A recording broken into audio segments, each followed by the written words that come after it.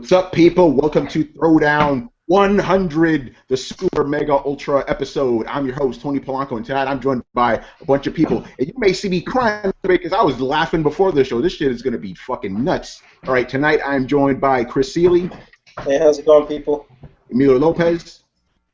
Happy Halloween!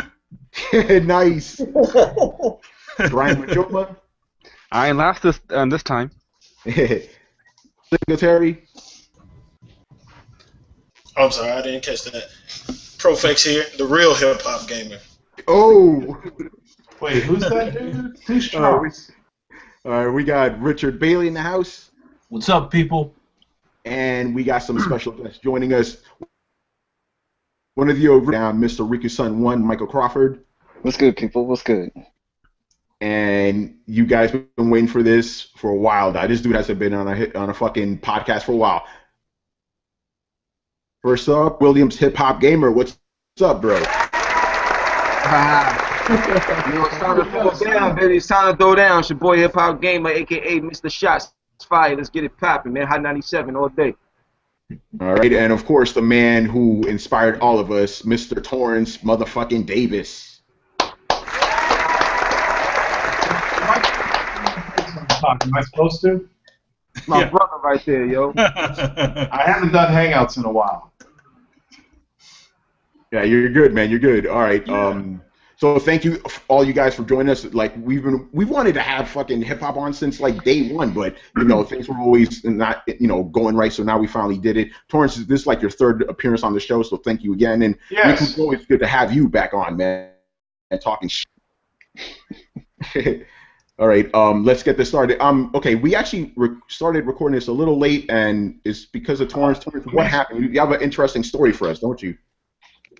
As you can tell by my background, I'm in a new man cave. Oh. Yes. A smaller man cave. So I moved last weekend, and I was ready to set up the man cave last night, so I'd be ready for this show. And I realized that I needed to get new tables. Oh. I can't even do this. I gotta get off of work an hour early and drive all the way up to IKEA. It's like 20 miles. And get new tables. I'm like, okay, so if I get off at 5, I'll be back in time, set up my tables, plug in my computer, which hasn't been plugged in a week, and be ready for the show. So I'm screwing stuff together, and the time's running out, and I send Tony a text, and the time's running out. Get my table all set, just one table set up, turn on my computer, longest fucking Windows update in history. I've only had my computer all week.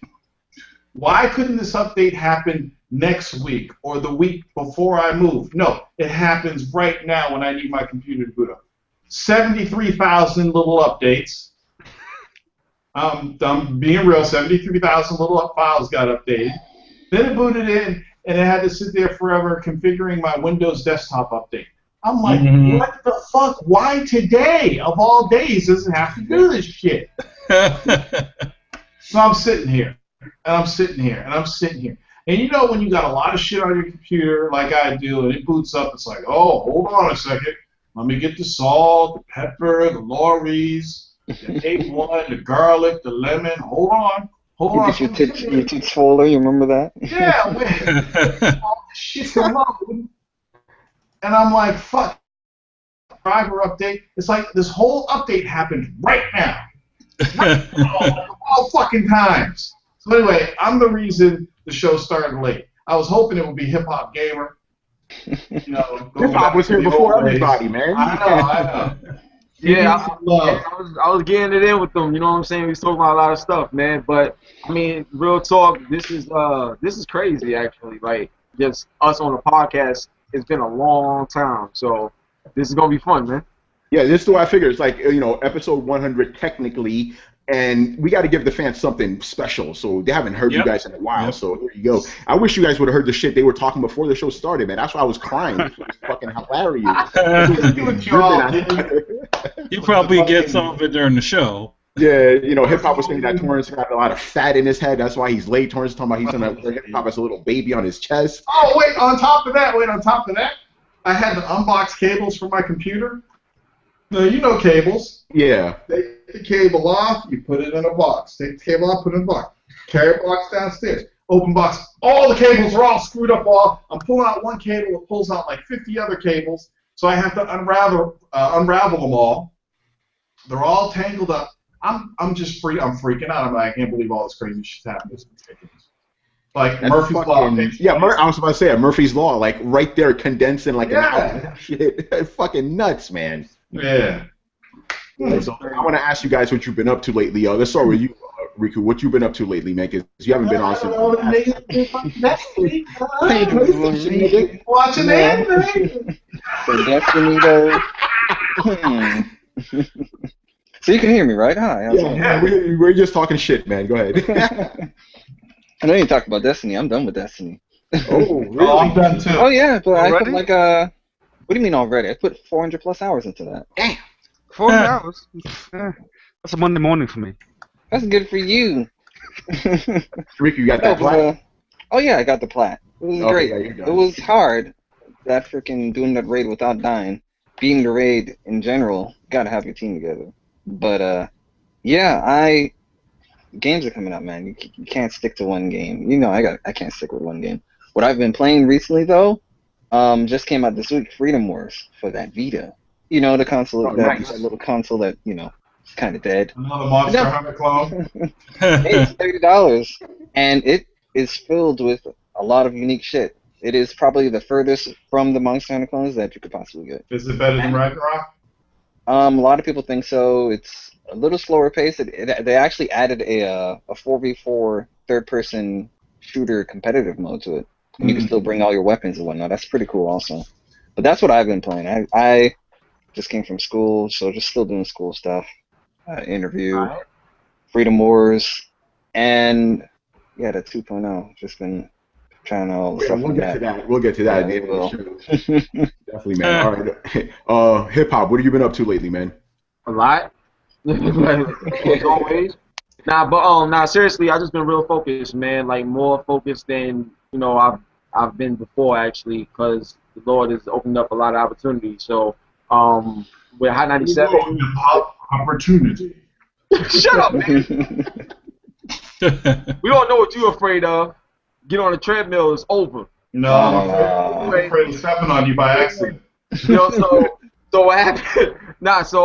Everything's really good. Like, I'm preparing a show on November 7th. I'm gonna be performing at Nevada Smiths in New York. So that's gonna be really dope. Very excited about that. My position with Hot 97, like contributing there, starting in the new year, should lead me into a more like official media personality role where everything will change from there. So that's great. I had a nice talk with GameStop. I'm gonna just leave it there, but y'all know what's up before we went live on air. You know what I'm saying? So, but I'll tell you, Torrence, I'll talk to you like that. No, I can't say nothing. All I'm saying is, a GameStop representative. All I'm saying is it was nice conversation, and y'all see what's gonna happen soon in a couple of months. Would you like a power card? So that shut up, Nick. You're gonna have a HipHopGamer power card, and it's gonna spin the belt on the car. So I got that. I got a new belt in the works. Torrence, shut up. That y'all see that next year at E3. So I got that going on. I've been playing mad games. So I've been playing 2K15, Driveclub, Shadow of Mordor. I've been playing fucking Driveclub. Stop lying. Nobody's playing fucking Driveclub. Crazy? I got my own club in Driveclub. Don't get mad because you can't. Wait, can you only have like 4 people in your club or something like that? Are the servers up long enough for you even to add somebody to your club? Exactly. My club is at level 13, and my own particular profile I think is level 13 now as well. So I've been playing Driveclub. He's fucking lying. There's no fucking way. Dude, I have not gotten into one fucking online game since day one. Okay, hold on. I realized that I got the game Wait. and not Sony, and I asked for a refund. They gave me my money back, all $63. First off, I was playing the tour, getting the stars so I could unlock the other stuff to play. Single player. So his club specializes in solo. So wait. So here's the problem. Here's the problem that I got with a lot of people today, especially Torrence, bald-headed, patched hair ass. All right. So here's the thing. People feel like online is the only thing that's there. No, it's not. Like I can find a game and I don't gotta go online and play it. They promoted this game as a shared experience. Yeah, that is the main part of it, and that's missing. And now you will talk about like the single player, like the single player. Yeah. Like look at the trailers. They didn't even talk about no single player. It's not Drive Alone. It's not Drive Alone. It's not Solo Club. Drive alone. He said Solo Club. Yo, let me tell you something. When I play games, Torrence, you know this. Everybody that knows me know this. When I play games, I play single player first. I don't even touch online until because you my had hands to. dirty. You didn't even have an option. No, you understand? When I play Call of Duty, single player first. I don't touch online first. I play single player first. On every game that I play, if it's single player, I play single player first. Even when I got Destiny, I didn't do the Crucible first. I did all the level stories first, and then I move on to the other stuff. I'm not big on it like that, like how y'all are. I like playing by myself, enjoying the game, see what it has to offer. Then after that, I play with y'all motherfuckers. You know what I'm saying? I like to play by myself first. You know what I'm saying? Ain't nothing wrong with that. Pause. Now, to finish up what I was saying, like to wrap it all up, I've been in the studio a lot more too, working on material. So if you guys didn't get a chance to check it out yet, I just did a song inspired by Destiny and inspired by Pokemon, so you guys can check that out as well. So yeah, man, that's what I do, man. Word up. So I've been doing a lot, man. Just having a good time, and I'm looking forward to the new year. And I'm spending a whole lot of time with Marcus Trent Williams. That's my son. Love him to death. And, it's amazing being a father. That's all I gotta say, man. It's amazing being a father. Word up. Yeah, until they get older and they want fucking Air Jordans and TF4s, and new games every week. Hey, Dude, That's what I'm dealing with. wait, why do you think I work so hard, man? Yeah. All that stuff that's nothing. That's nothing. You know what I'm saying? Okay. All right, Torrence, since you're talking, what have you been up to lately, man? I know you had a bunch of shit going on with your life. I moved. So I moved downstairs. See, as everybody knows, I live in this huge two-family house. And I moved downstairs with my girlfriend and my son. Ooh. And it's really nice. We've been painting and doing all kinds of fucking shit. Last thing that got set up is the man cave. Yo, let me tell y'all something, son. Yeah, I've been to Torrence's house. I spent the night over there, hung out and stuff like that. Yo, let me tell you something. The reason why he moved downstairs, because he couldn't walk upstairs no more, son. That's actually funny. No, he couldn't walk That's a upstairs good no one. more. Like, yo, he told his father, like, yo, I can't do this shit no more, son. I can't play games like this no more. Right. So here's what I've been going through.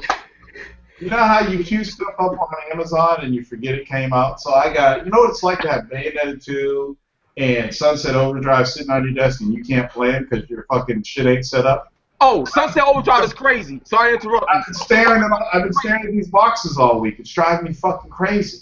Now I'm hearing AC Unity's coming. Yeah, AC Unity's coming. When is it going to come out? Unity. The same day as Rogue. The same day as Rogue. Is it November 18th? 11th.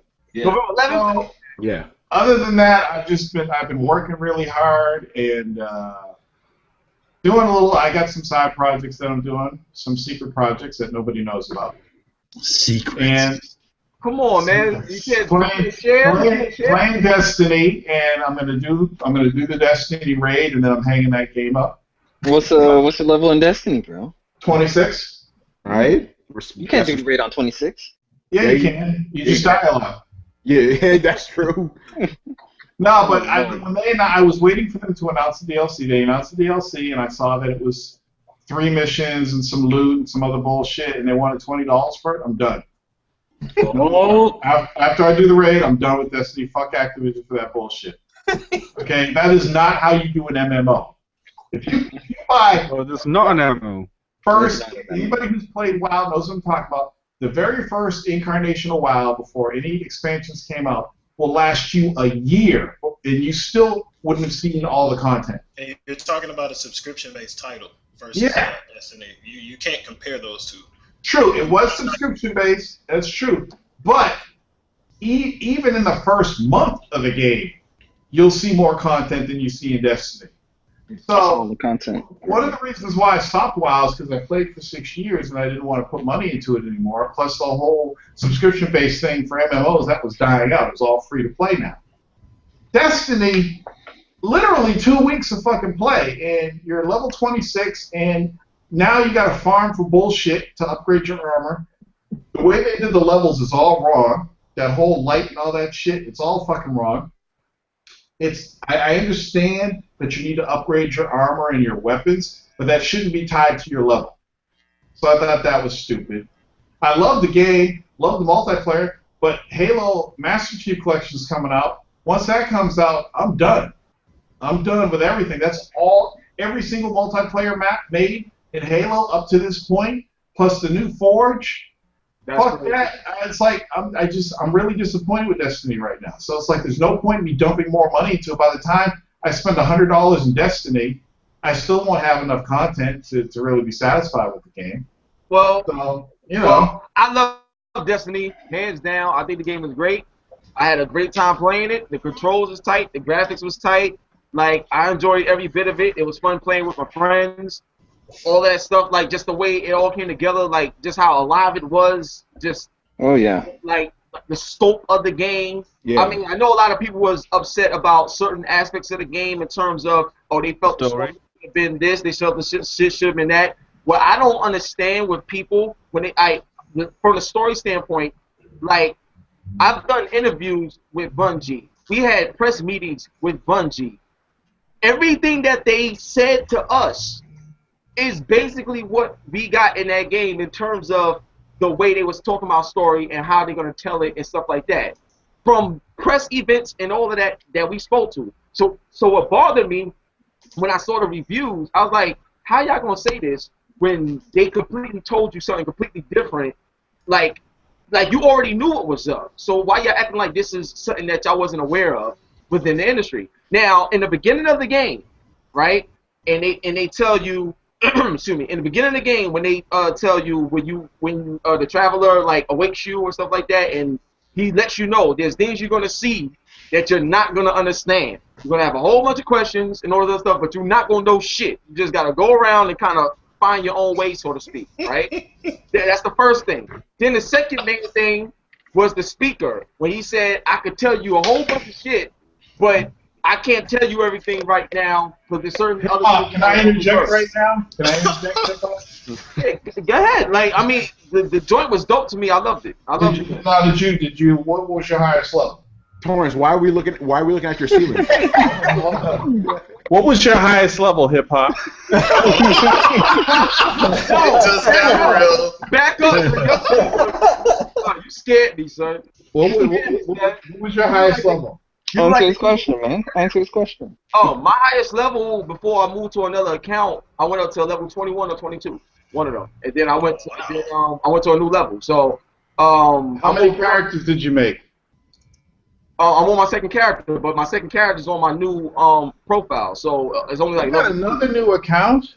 Yeah, because I got hacked. Like my PSN. Oh yeah. Yeah. Let me ask you, what's your new account? What's your new PSN? It's Real HipHopGamer. It's Real-HipHopGamer. So it's brand new, just started, and stuff like that. So the thing is, I'm at like level 2 or something like that because I've been playing it a lot. Because I've been playing other games. But on Jackal 11, I got up to level 21 or level 22, I think, or something like that. And then I got hacked and stuff like that. So I just decided to start, completely new. Were you letting people? Were you game sharing? What do you mean? You talking about share play? That's how. No, game sharing, giving people your account to share stuff, because that's how a lot of people got. Oh hell no! Nah, I got hacked. I got caught when they did that anonymous attack or something like that recently on PSN. I got caught. Oh shit! They got you? Yeah, they got me. Yeah. Damn. Wow. Word. I got caught. So just said fuck it. One Titan. Oh, we're looking at Torrance's Titan right now. No, that's HipHopGamer. I bet you won't look at mine, though. Level 21 Titan. Yeah. And so I'm just looking sure you're Halo looking dude, you're Master Chief looking dude. Hell yeah, I love Halo. That was one of the questions that I asked. I was like, yo, is there gonna be any like Halo references, or would you ever foresee? You don't have a single purple on your character. Why are you exposing him like that? Not a single Hold on. There's no exposing. Like, let me tell you something. I played the game and I ended it. That's all I care about. Like, I don't care about getting level 55 and doing all this other stuff. I got other games to play. Actually, we play as many games. What it sound like is you played it for the story, and I'm really sorry that that's what you did. Nah, I enjoyed it. I played the story, and I played some multiplayer matches. You enjoyed a bunch of different characters telling you like you're not gonna understand this next thing right here or any of this stuff going on, and then the game ends and you still don't understand none of that. Here's your yellow gun, traveler. Yep, I enjoyed all of it. You wanna know I enjoyed it? Because I already knew what to expect, and I got exactly what I expected, and playing the game was fun. One of the best things about Destiny is being able to go around the world playing around, and then let's say a public event happened, you can just jump into that public event. There's people around you that you don't even know, but they join in with you. That's definitely one of the better parts. I agree with you there. It's like so the point I'm trying to say is I have a different appreciation for games than everybody else. I don't nitpick shit. Like the story is exactly what I was told it was gonna be. So how can I get mad at what you say you're gonna give me? That's like if you tell me if I come to your house and you tell me you got lasagna for me, and I go to your house and you got lasagna for me, what the fuck am I complaining for? Oh, I thought you was gonna give me more. No, you thought wrong because I never tell you that. Like, you know what I'm saying? So I think when people expect more out of something, when someone already told you what you was gonna get and how they're gonna deliver it, you set your own self up for your own aggravation. You can't blame nobody else but yourself for that. You know what I'm saying? And that's exactly what happened with a lot of people. They got butt hurt. They started nitpicking that shit that never was even supposed to be there in the first place. It's like you go into a girl house and she told you she wasn't going to give you none, but you thought you looked that good that you would get some anyway and get mad because you ain't get none. But like, you know what I'm saying? Like, come on, man, get out of here. Yeah, but still, you know what? If you're going to make an MMO, because if you look at MMOs, PC set the stage for MMOs. You could go to any free-to-play MMO and it's going to have way more content than Destiny did. And people were telling me this stuff when I was low level. John Shaw got to leveled up to 26 really fast. He was telling me there's nothing else to do after that. I'm like, I'm still having a good time, or whatever. And by the time I got to level 26, I had to start going to all the planets, hovering around, looking for fucking materials to level my gear so I can get my light level up. I'm like, this is fucking ridiculous. And then you do all these fucking weekly raids and shit. I'm like, I already killed Fogoth before. I already did this. So I started understanding what I was talking about because there's nothing else to do except the raid, and the raid requires 6 people. You know what bothers me? Hold on, I'm sorry to cut you off, Torrence. You know what bothers me? Somebody could buy Call of Duty or buy Battlefield, right? And they could play this game all day. They could play team deathmatch all day, kill people all day. They could play all stuff. The enjoyment that I get out of Destiny is the fact that it looks good, it plays good, and I can kill enemies in the Crucible and stuff like that. That's what it is.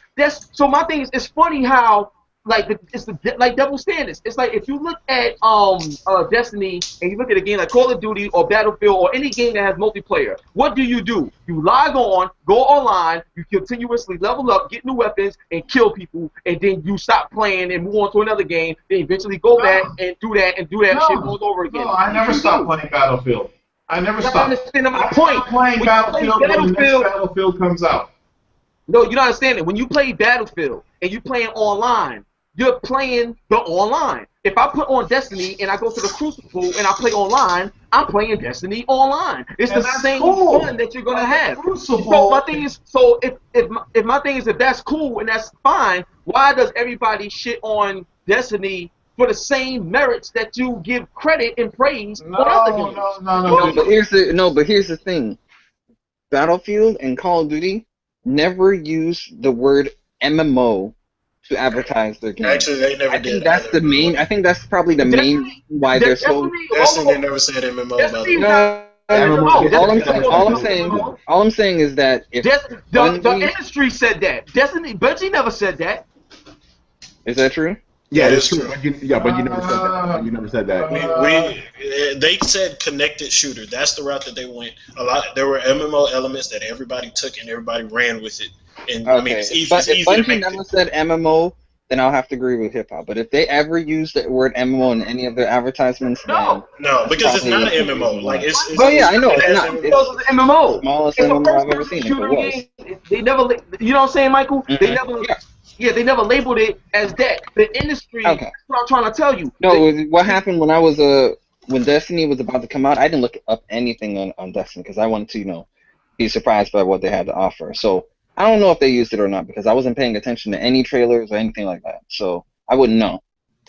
Yeah, but that's what I'm telling you that now they didn't. I've done interviews. I never seen it at all. If somebody's seen it, I didn't see it, show me. But as of right now, I never seen it, never heard them say it, or nothing like that. There was never like that.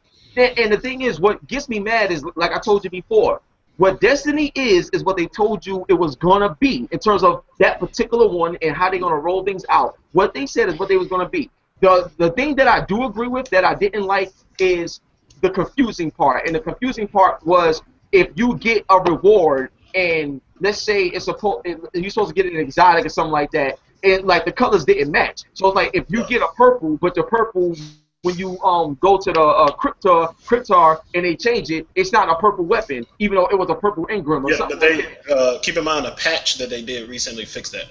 Yeah, it recently fixed that. But the thing is, I understand the frustration there. You work hard and you got something that you think you got when you really don't got it, and you put all that time in. I understand all of that. That's annoying. But in terms of the game, the control, the graphics, and like I said, the story, I understand everything that they was trying to do and what they was trying to tell you. Basically, here's what the story is, right? When you're a baby and you're born, you don't know what's going on. You're just growing up. You're being raised until you're able to come into your own, to make your own decisions in life and shit like that.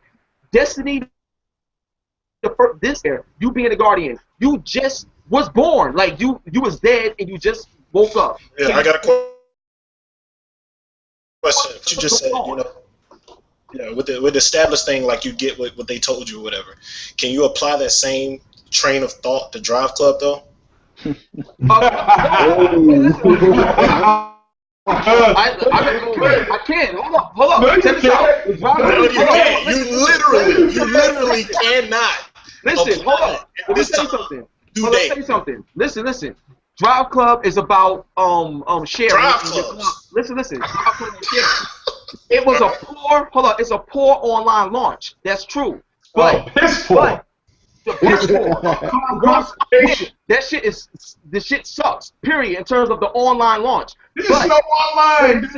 Listen. What I'm trying to tell you is this: even though there's no online, I can still play the game, enjoy the game for what it is, have good races, and. But you just said though based on what they told you this game's gonna be, you are not getting that experience, right? So I understand. I hear that you're playing it and you're enjoying it or whatever. Yeah. But on the critical side of things, I'm not getting what I said I was gonna get day one. No, I'm not. In the weather system, dude. Yeah, I know. But weather for a whole fucking year. I didn't even know they didn't have the weather system in it. Like weather's gonna be patched in later. Listen. Wow. Listen, I know. And listen. Everybody is right. Like everybody is right about that. But what I'm talking about is the core game. The core game, when you play the game, does it handle good? Does it look good? You know what I'm saying? I'm talking about, am I able to play it? But the thing is, you're personally reshaping what the core game was promoted to be, though. Right. No. Wait. Let me get this straight first. When I buy a game, right? If a company makes a game and they want people to play it a certain way, just because the company wants you to play it a certain way doesn't mean you have to play it that way. Don't get it twisted. This is the opposite about Destiny. You can't play Driveclub the way you want to play, which is online. You just No. You're not playing it the way you want to play. You're playing it the only way you can. That's what I'm saying. I don't have to play Driveclub online to enjoy it. I can play Driveclub offline and have a ball. So what I'm trying to tell you is I don't need to play. Okay, Destiny was designed to give you a great online experience, right? Okay, cool. I could turn that shit off and play the whole game by myself. You see what I'm saying? It's optional. Technically, no, you cannot. Yeah, You can't do technically, that. you cannot do that. No, yes, you can't. If you turn your internet off on Destiny, it will It's not not coming work. on, bro. No, I'm not talking about the internet part. I'm talking about the fire team part. Okay, I don't cool. want nobody to Do join a my strike. Wait, All right, do a strike by yourself. Yes, thank Do a you. raid by yourself. It's not happening. Do the Crucible. No, You got one more by yourself. But No, that's I'm not talking about that. By the way, somebody actually put up a video of someone doing a strike by themselves. It can be done. Just throwing that out there. No, they're saying hip hop can't do We're that. talking about hip-hop. Let me tell you something. When I play games, hold on. Y'all have to have an understanding of me. When I play games mainly for the story, and then I'm moving on to the next game. I don't play online a whole lot. Well, why do you play So that? what? I saw basically there's a HipHopGamer mode for all these games. Yeah, it's called easy mode. Well, what you want to call it? I got more games than all of y'all put together, and that's. I have no idea what that has to do with what I just said. The point is, you said there's a HipHopGamer mode trying to take shots. So you're gonna take shots, I'm gonna bring shots back. I'm Mr. Shots Fired, motherfucker. Let's get it. Yeah, you've been shooting shots since we started, so it's about time somebody fired back at you. So You gotta understand something. You gotta understand something. But seriously. Listen, no, stop flapping your gums for a minute. Listen. In GTA, you can play that the way you want to. You have the option to play online, the option to play single player. They give you that package. Right. Okay? Metal Gear, walk around slicing watermelons all day and do nothing else, I can do that. Okay? But if I actually want to play the rest of the game, I can't.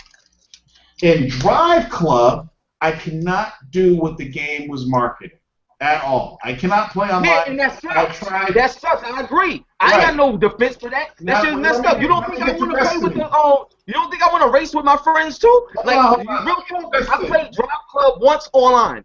I only got a chance to play Driveclub one time online, and it was a good experience. And then the shit servers crashed. I'm like, this is bullshit. You know what I'm saying? So trust me, I know how frustrating it can be to be a gamer that wants to play online all the time, and you can't. I understand that. You bought the game to go online and do this, and you can't. That's frustrating. What I'm trying to tell you is for a gamer like me, single player is my first priority.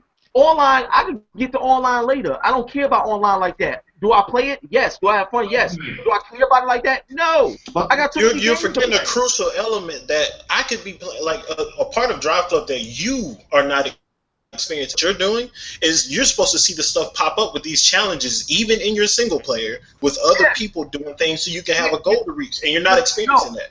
I know, and like I said, I'm not defending that. It's bad. Period. Like I don't know what else you want me to say. Like it's bad, it's fucked up, it sucks. What I'm trying to tell you is even though that's bad, it doesn't stop me from enjoying what I like to do. And that I like if I want to turn on Driveclub right now and play it, I can play it, I can race it, and I can have a good time. At the end of the day, that's all that matters to me. Okay, but here let me get back to Destiny. Okay. Destiny is a great game. Great controls, graphics, gameplay, and all that, but I'm sorry, the content is not worth the $60 I paid for it. It's just not enough. Okay, and I respect that. That's your opinion. I respect that. Yeah, so I'm going to move on to... Yeah, let's move on to the next thing already. Alright, Yeah, can I say something? one last thing, then we gotta move on. Yeah, go ahead. One last thing, we gotta move on. Charles, this is like indirectly to like what you said about Driveclub.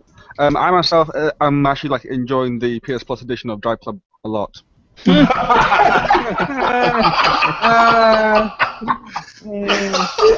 Alright, cool. All right, Torrence. Last thing. Tell us about your fucking cooking site. Oh, Foodie Trotter. Yo, whoa. You got a cooking site, dog? Yeah, I started this food blog. That's hot. That fits you. This is why he lives in the basement now. He can't go upstairs anymore. That's the only thing that fits you. FoodieTrotter.com. And it's just a little, I love cooking and I love good food, so I started a food blog. And Man, Torrance, why didn't you Torrance, shut on the a fuck serious up and note. eat? Shut the yeah, you should call it Yeah. Because That would be hot. I wanted to have the word food or foodie in it. And I spent about 2 days finding a domain name that was actually available with the word food or foodie. And Shut the fuck up and eat food. Yo, Torrence. Yeah. Like, on a serious note, Yeah. please take care of yourself, man, because I know you said you was trying to lose weight and this and that. I'm not sure what's going on in your personal life from a health standpoint, but just please make sure you take care of yourself, man. Like, seriously. I'm not getting a heart attack on there, son. Nah, it's not even a joke. Heart attack right on the throat. No, I am taking care of myself, man. Nah, it's not even a joke, because, like, Torrence is my dude, like, for real. I love this guy, man, and I would hate to hear something bad. If I died, a lot of people would hate that. You know what I'm saying? I'm just saying. There's Like, games and shit I need to see. It's the platinums I gotta get. I can't buy. I need to see Batman vs Superman. Dude, you need to see all those Marvel films. Holy shit. I'm not really interested in all the Marvel films. Really? What? I'm interested in Black Panther, Avengers 2, Of course. and Do you even know about all the other ones? Civil War. What do you know about Inhumans, though? A comic that I used to walk past growing up that I never picked up. I don't care about Guardians of the Galaxy 2, really. You know? Will I see all of them? Yes, I'll see every single one of them. They're comic book movies, of course. I'm throwing my money at that shit. But I'm not really excited about their whole series of movies that they got coming up. Like, I'll be honest, ready? I used to be a comic head, but I wasn't a mainstream comic head. I was an independent comic head, so I didn't really read too much mainstream Marvel and DC. It just wasn't interesting to me. I didn't know Captain Marvel was a woman. There's several Captain Marvels. There's several. Shazam used to be called Captain Marvel. Yeah, that's true. I'm like, wait, they can't make a Shazam movie. And I'm like, and I see the woman. I'm like, oh, they're turning one of the male characters into a female. I didn't know who the fuck Captain Marvel is. And now everybody's going crazy over Doctor Strange. I'm sorry, and somebody mentioned it on Twitter. Not a lot of people give a fuck about Doctor Strange or know about Doctor Strange. That's why his movie's gonna be awesome.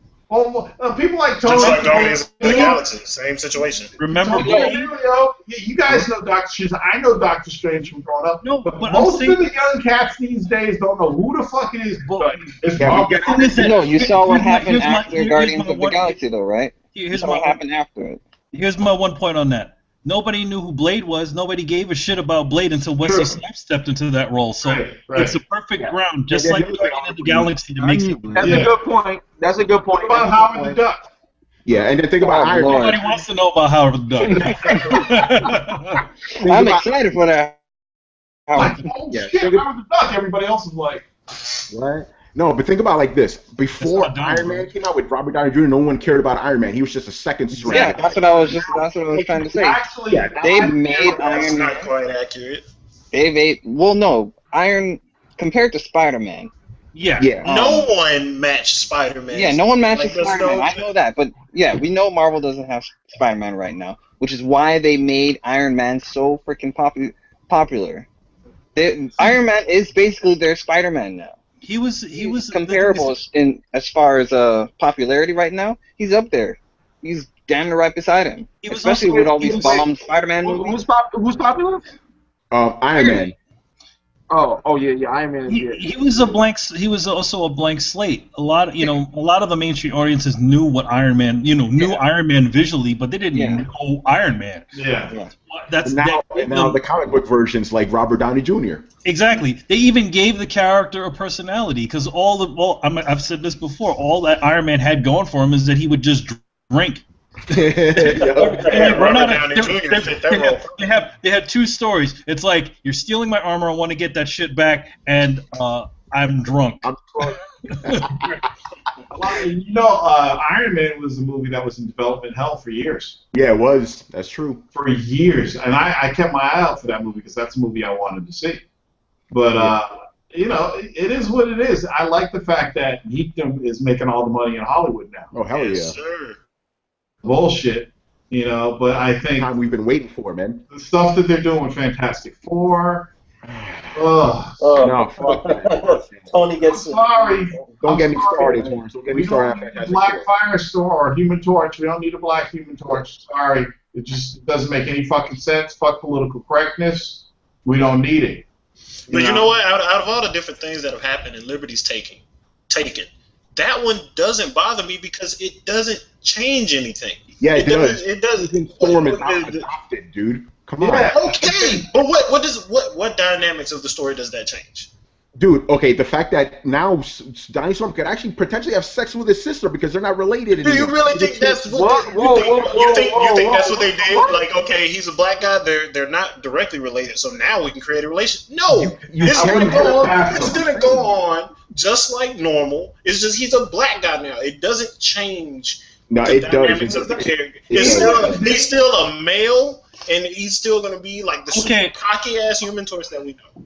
Okay, so let's just switch out Black Panther to a white dude. Thank you. White Panther. White Panther. No, he's not. Okay. He is still called Black Panther. And then look at everything, and then look all of the stuff with Wakanda. Is that not going to change everything that is built on? No, he's just like a white African. That's all. He was just a white guy raising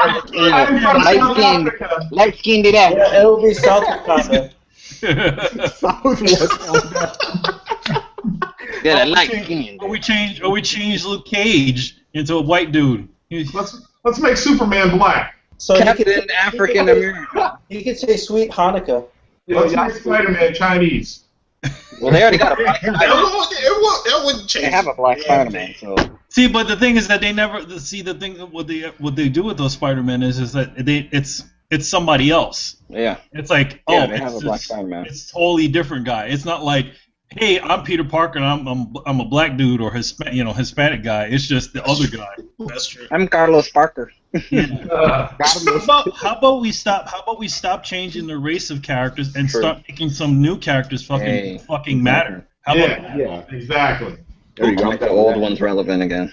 All right, let's move on to the actual main topic. Before we do that, we have a question. You guys are watching us live. Mm-hmm. The first one is, what date did the Warzone air on TheBitBag?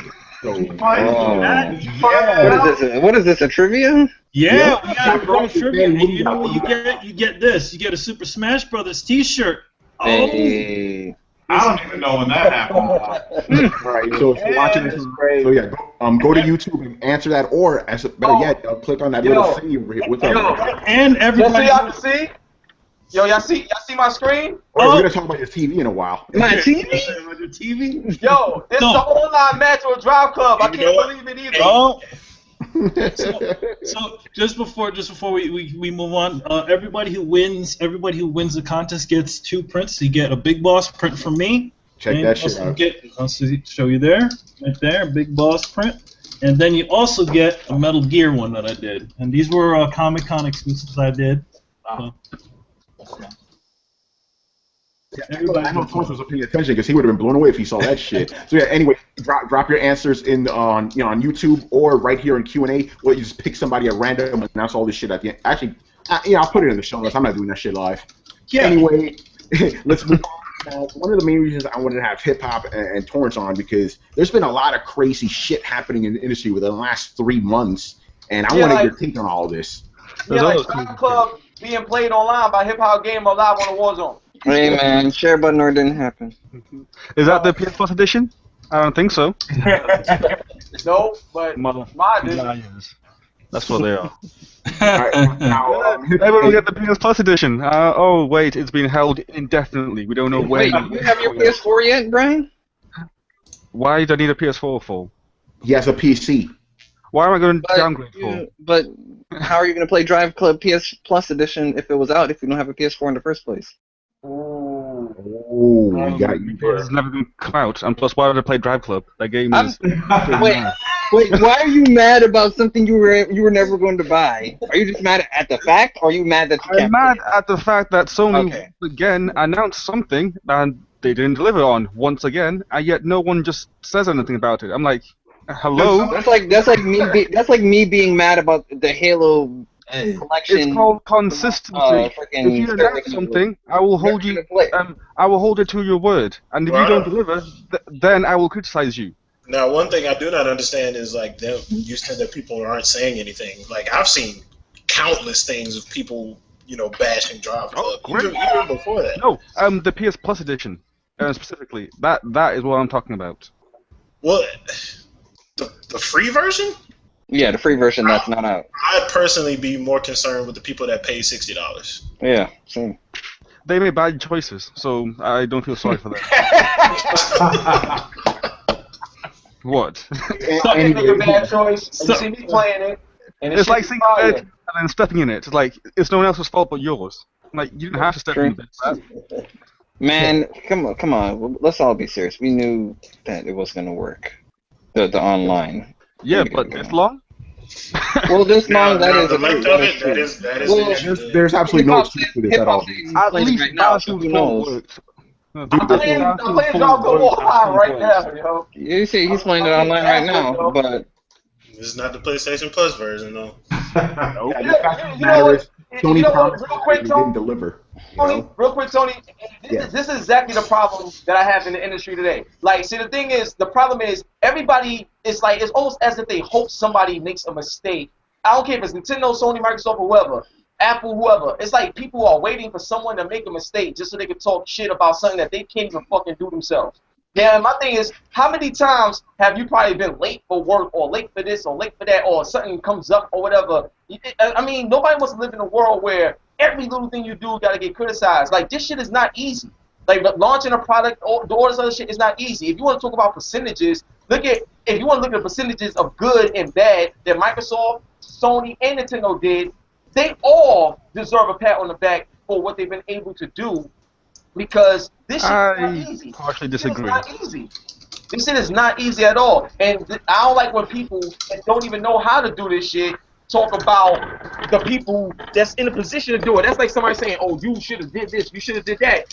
You don't even know how to 2 + 2 is like 27 to you right now if you try to make a game and shit like that. You know what I'm saying? It's just show some respect too. Like, you know what I'm saying? That's just all I'm saying. Like, anybody can nitpick, but anybody can talk shit about something that they can't do. That's like saying, oh, LeBron James should have did this. Dog, let me see you go against him. Like, come on, man. It's like you could be frustrated, but also show that, like, look, if you messed up, like, I'm gonna give you an example. If you look at neurology and like psychology and shit, right? If you're working on something and someone's in your ear constantly saying, oh, you ain't shit, or you can't do this, you can't do that, more than likely your product is gonna come out bad because you got nothing but negative influence in your ear, and it's hard for you to concentrate to better the situation that's already something bad. But if you got somebody cheering you on, even if you make a mistake, you'd be surprised at how great the actual product could be. And isn't that what we want at the end of the day? A great product that we can enjoy? All the nitpicking ain't gonna help. Constructive criticism will. But all this bullshit about, oh, you got the PS Plus version? Motherfucker, it's fucking free. So when it comes, it comes. Like, god damn, it's like, Jesus, like, I don't understand, man. Everybody's so... But here's one thing you have to understand about. Yeah. Driveclub was Sony's AAA fall game. No. Sony. No, not Sony.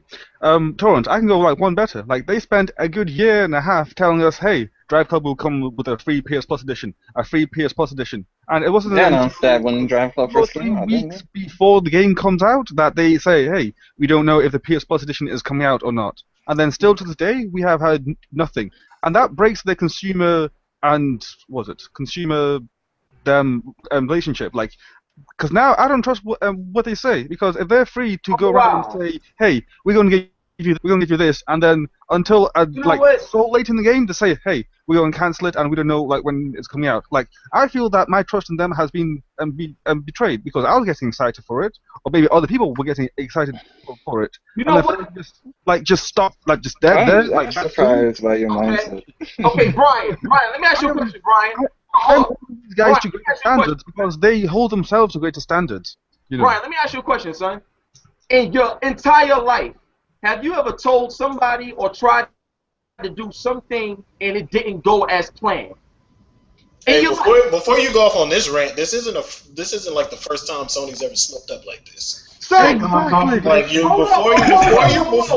before you go off into that rant, this isn't the first time. And like I feel some of the stuff what he's saying with the free edition, because if you look at it, you can even consider it where this might be like a marketing scheme, and people are going to end up buying the game because they don't want to wait, or because apparently it's working now because you just showed it on the screen, but we still don't have a free version of the game is that they promoted for all this stuff. Now, well, Charles, I'm gonna get to you in a second, but let me talk to Brian. I'm sorry, Brian.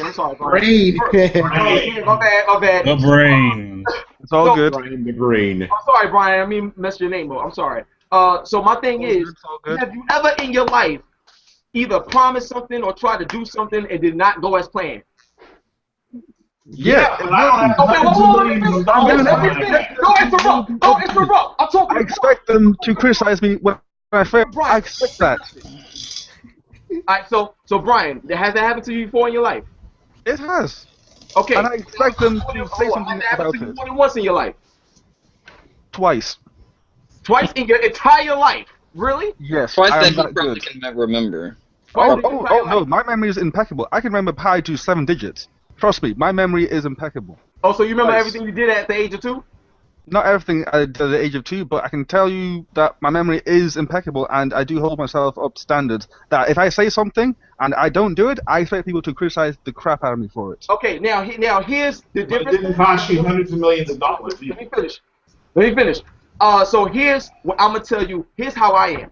Now, you said you had 2 instances, whatever. So because you made mistakes or failed at something or whatever, and let's say everybody want to criticize you, say, oh, I don't trust you no more, I don't did this, I don't did that, blah, blah, blah. I'm the kind of person where I'd be like this. I'm the kind of person where I'd be like, yo, look, if you messed up 1 time or 1,000 times, if I believe in you and I support you, that's what I'm going to do. What I want from you is to be honest and speak up that you did make the mistake, because then I can respect that instead of hiding it. So if Sony made a mistake or didn't deliver on something, that's one thing. But if they come out and say, hey, look, like, we got to postpone it. We got to do this. We got to do that. The fact that they're communicating that, I respect that. You got certain companies that will say something and don't say anything to the consumer and just let it fall out and let it die out as if they never said anything in the first place.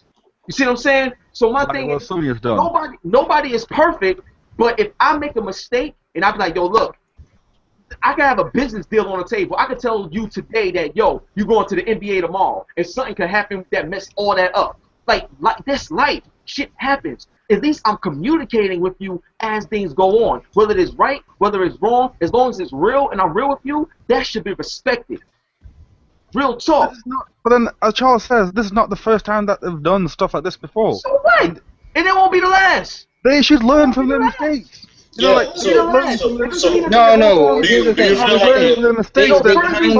They kind of learn from their mistakes as far as communication, because when you look at the, you know what I'm gonna say, the PSN outage. Yes, they were not communicating with that, and when it comes to this, at least they are communicating. So they are making steps, but they're going, slowly but surely.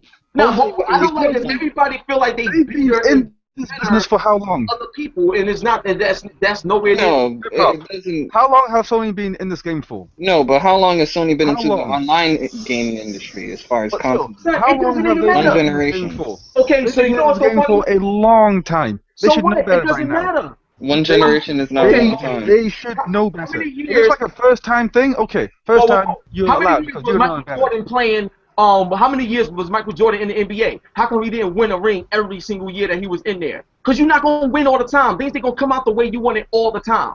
But if you get a win, it's like, Jordan learned from his mistakes. Jordan improved his game. Sony, they don't seem to want to improve their game. Whoa, you fucking smoking? You smoking? Nigga, you crazy? I guarantee you that next year Sony will do the same bullshit. They'll whoa. Not deliver. I gotta blast you, son. I gotta blast you with the Ruger right now, son. How are you gonna say Sony didn't learn from their mistakes? If you look at the difference in PS3 and the difference in PS4, it is night and day. From the online performance, from the features, from the share play that just came out, the smoothness of the UI, the better, just overall better of the game, all that other stuff. You talking about PS4 is light years ahead of PS3 the way things were, from a development standpoint and all of that. What are you talking about? PS4 still can't play MP3s. My PS3 can. There's a reason why I can't play PS. Whoa. Why is there a reason? Hold up. Yes, it can. No. What are you talking about? The new update allows you to do that. MP3 now allows MP3. PS3 day one. allowed for. No, if you don't know why PS3 to play MP3s. If you don't know why the PS4 doesn't play MP3s, then come on now. We all know why the reason PS4 can't play MP3s. It's because of Music Unlimited. They want to promote their own thing. You're reaching, Brian. I can't even talk for I'm you. reaching, too. For you to say MP3, dog. So you mean to tell me you're gonna spend $400 on a system to play MP3? You want to go home and be like, yo, I listen to the song that I can hear now. Really? No, but what I'm flabbergasted by, as far as the MP3 things, is they gave you an alternative. So why is this even an issue anymore? It should be an issue. Why would we give an alternative in the first place? Let's talk about games, man. Because we already talked about their communication. They're slow at it. We already went over that. Exactly. They're slow at their communication. I said the original. At a point, they came from a point. They came from a point where there wasn't even there was communication with us. At least we're getting communication now. They're making progress, but it's slow as hell. They should know better. I'm sorry, but if I'm giving these companies hundreds of they're Japanese. They go by tradition. They're hard-headed, just like Nintendo. This isn't America. This is an Xbox. Come on, they're slow. They have to translate everything. People in Japan are complaining because this is their money and my time. If it was Sony Computer Entertainment America making all of these chips, it would have been done by now. But the problem is, everyone in Japan, all of these changes have to be done by the Japanese first, and they can't hear the American complaints because they don't care about us. All right, guys, we're gonna stop back. Move on to something else, man. Welcome to my world, Tony. Welcome to my world. I'm still waiting for my PS Plus edition. Anyway, so you can talk to me when Driveclub PS Plus edition comes out, and then we can talk. Still on this. All right. Like I said, I got more games than all y'all combined. So I doubt that. We're gonna move on. You catch up. Yeah. But my platinums though. Who needs a platinum? I don't need no platinum. Like, what do I need platinum for? What is going? Can I turn that platinum in to get something? I don't need anything. For me, it's called quality over quantity. Well, I mean, I got quality and quantity. That's good. That don't balance out. Yeah. Anyway, hip hop. I want to ask you about the current state of the industry. Besides, because you were talking about the fans. What about the actual industry infighting that's happening now? What do you think about all that? And Torrence, feel free to jump in. Everybody. I'm sad. It's sad, man. Like I think that I had a conversation with Shane Satterfield, I think in 2012 at E3, and he was telling me a lot of things like industry wise, because I was asking him why it seems like everybody is like real cliquish, like nobody really want to embrace anyone, yet we all on the same team. I thought, like in terms of just building the industry up, you know what I'm saying? And he was saying that when Shane Satterfield first started. They used to tell him that he couldn't associate himself with IGN people or he could get fired. Like, you couldn't even be friends with people. You get fired if you're friends with people. It's just like Hot 97 right now on Power 105. Like, I can't do anything with Power 105. I mean, not that I want to, but I'm just saying I can't do anything with them. I'm with Hot 97. I'm Team Hot 97.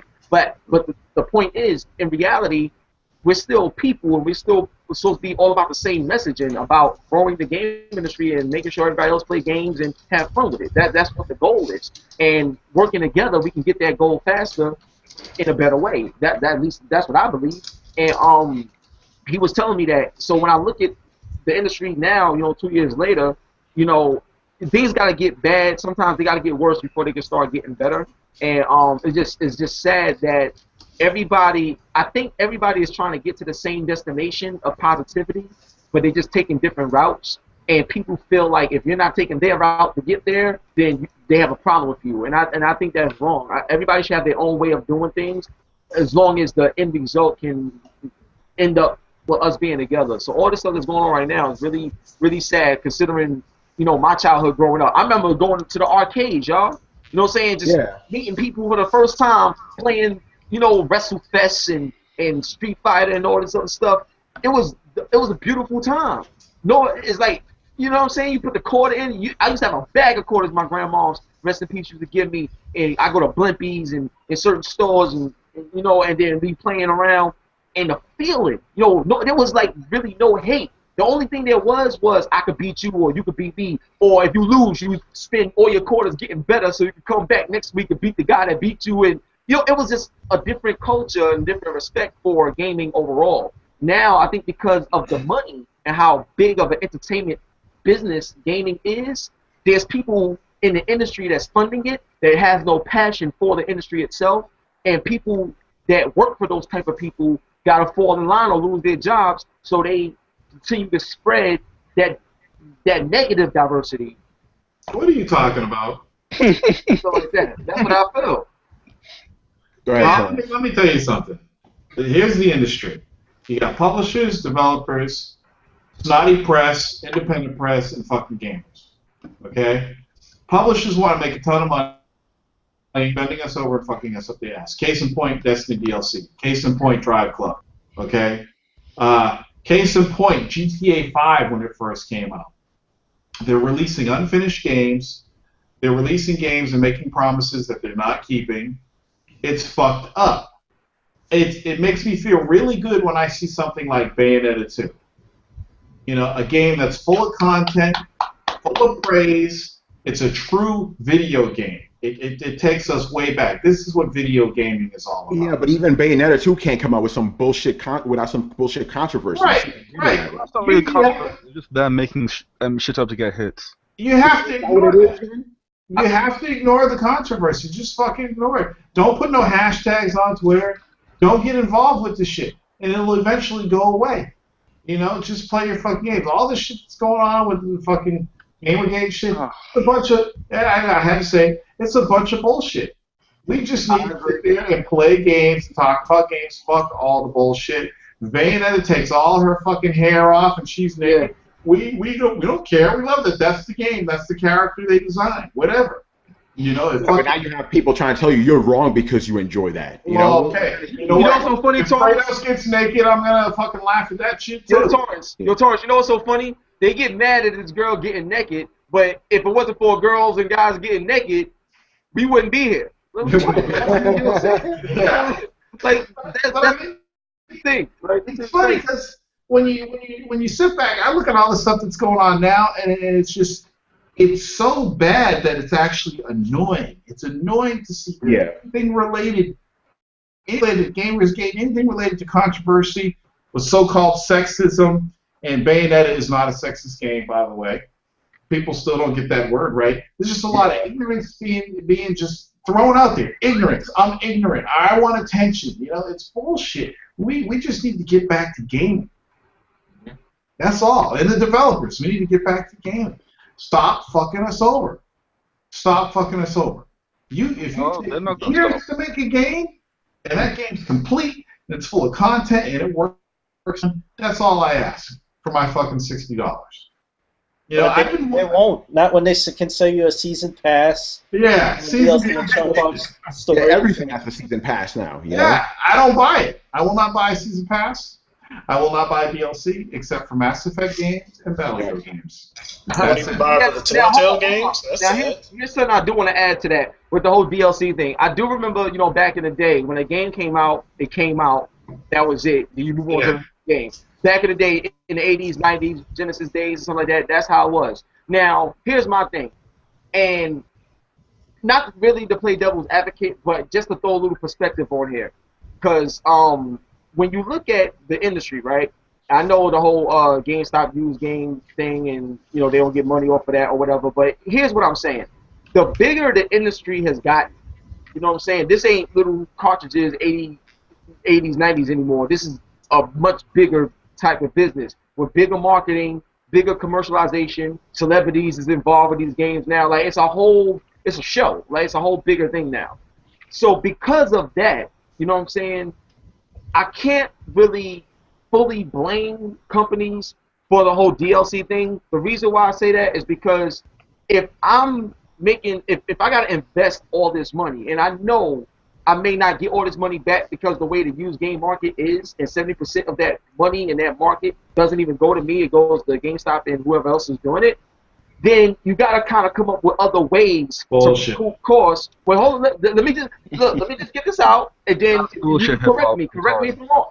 Wait, correct me if I'm wrong, but I'm just saying, when I look at it's easy to say bullshit, but you guys aren't the ones behind the table making these games with these millions of dollars to do what you need to do with it. So it's easy on one side to say bullshit, but unless you've been able to go through the whole process from each side of the story to see the whole picture, you can't really talk. So that's what I'm saying. That's why on my side of the story, I don't know everything. I'm just making an assumption, like, you know, just trying to have an educated guess with it. All right, but let me give you some examples. That was an issue. Let me give you some examples. You remember Street Fighter II Championship Edition for the Sega Genesis? Say it again? Street Fighter II Championship Edition for the Sega Genesis. Do you remember? Yeah, I remember that. I remember that. Okay, do you remember what that game looked like when they first showed it? Oh, when they first showed it? Yeah, when they first showed it. Genesis? It didn't look as good as the arcade. I remember that. It looked like garbage. Well, no games looked as good as the arcade. Wait. It looked like garbage. It did not even compare to the Super Nintendo version. And you know what they had to do to make that game better than the Super Nintendo version and make it look just like the arcade? They had to increase the size of the cartridge. You went from 8 to 16 meg, okay? Right. They did that because they wanted to adhere to a certain quality. You know, they wanted the game to play like the arcade. They wanted it to look like the arcade. So they increased the size. They doubled the size of the cartridge just so the game would look and play like the arcade. They wanted to give the consumers, the gamers, something that they could put in their fucking system and actually fucking enjoy. Okay? They put their heart into the game. Okay. This is before DLC. This is before all the fucking bullshit with online and all that shit. They put their heart into the game. But see, wait, I'm not finished. I'm not finished. Sorry, go ahead. I'm sorry. I'll correct you if you're wrong. I'm correcting you. The industry wasn't as big back then, but if you think about the cost, the entire cost for the company to publish a game on a cartridge with that much memory is fucking insane. Okay? And they only charged $80. I think it was an $80 game at the time. So you had to pay $80 to buy that game for sale. I threw the money straight. Here you go, Capcom. Take my fucking money. $80. It's just like the fucking arcade. Finally, I got a game that's just like the fucking arcade in my house. I love it. Okay? Full of quality. That game was full of quality. And it was more expensive for them to make that Street Fighter cartridge and produce it and manufacture it than it is for them to do Street Fighter 4 Ultimate Edition on a fucking disc. Okay? Okay. Hold up. Don't tell me. No, wait. No, you just contradicted yourself just now. You contradicted yourself just now. Do not tell me. You contradicted yourself. We get you. Let's go. We need more money, so they're fucking nickel diming us with DLC because it costs too much to make a game. Get the fuck out of here with that bullshit. You just contradicted yourself. You said you threw $80 at that game, right? Yes. Okay, so if you get normally if you get a game now, it could be $50 or $60, and then the second pass is like $20 or $25. So considering the difference in the industry, you just paid $80 to get this extra content, and it's no. See, that's where you're wrong. That's where you're wrong. I'm gonna correct you again. I paid $80 for a complete product. I knew that was an expensive product because back then there were no 16 meg games. Okay.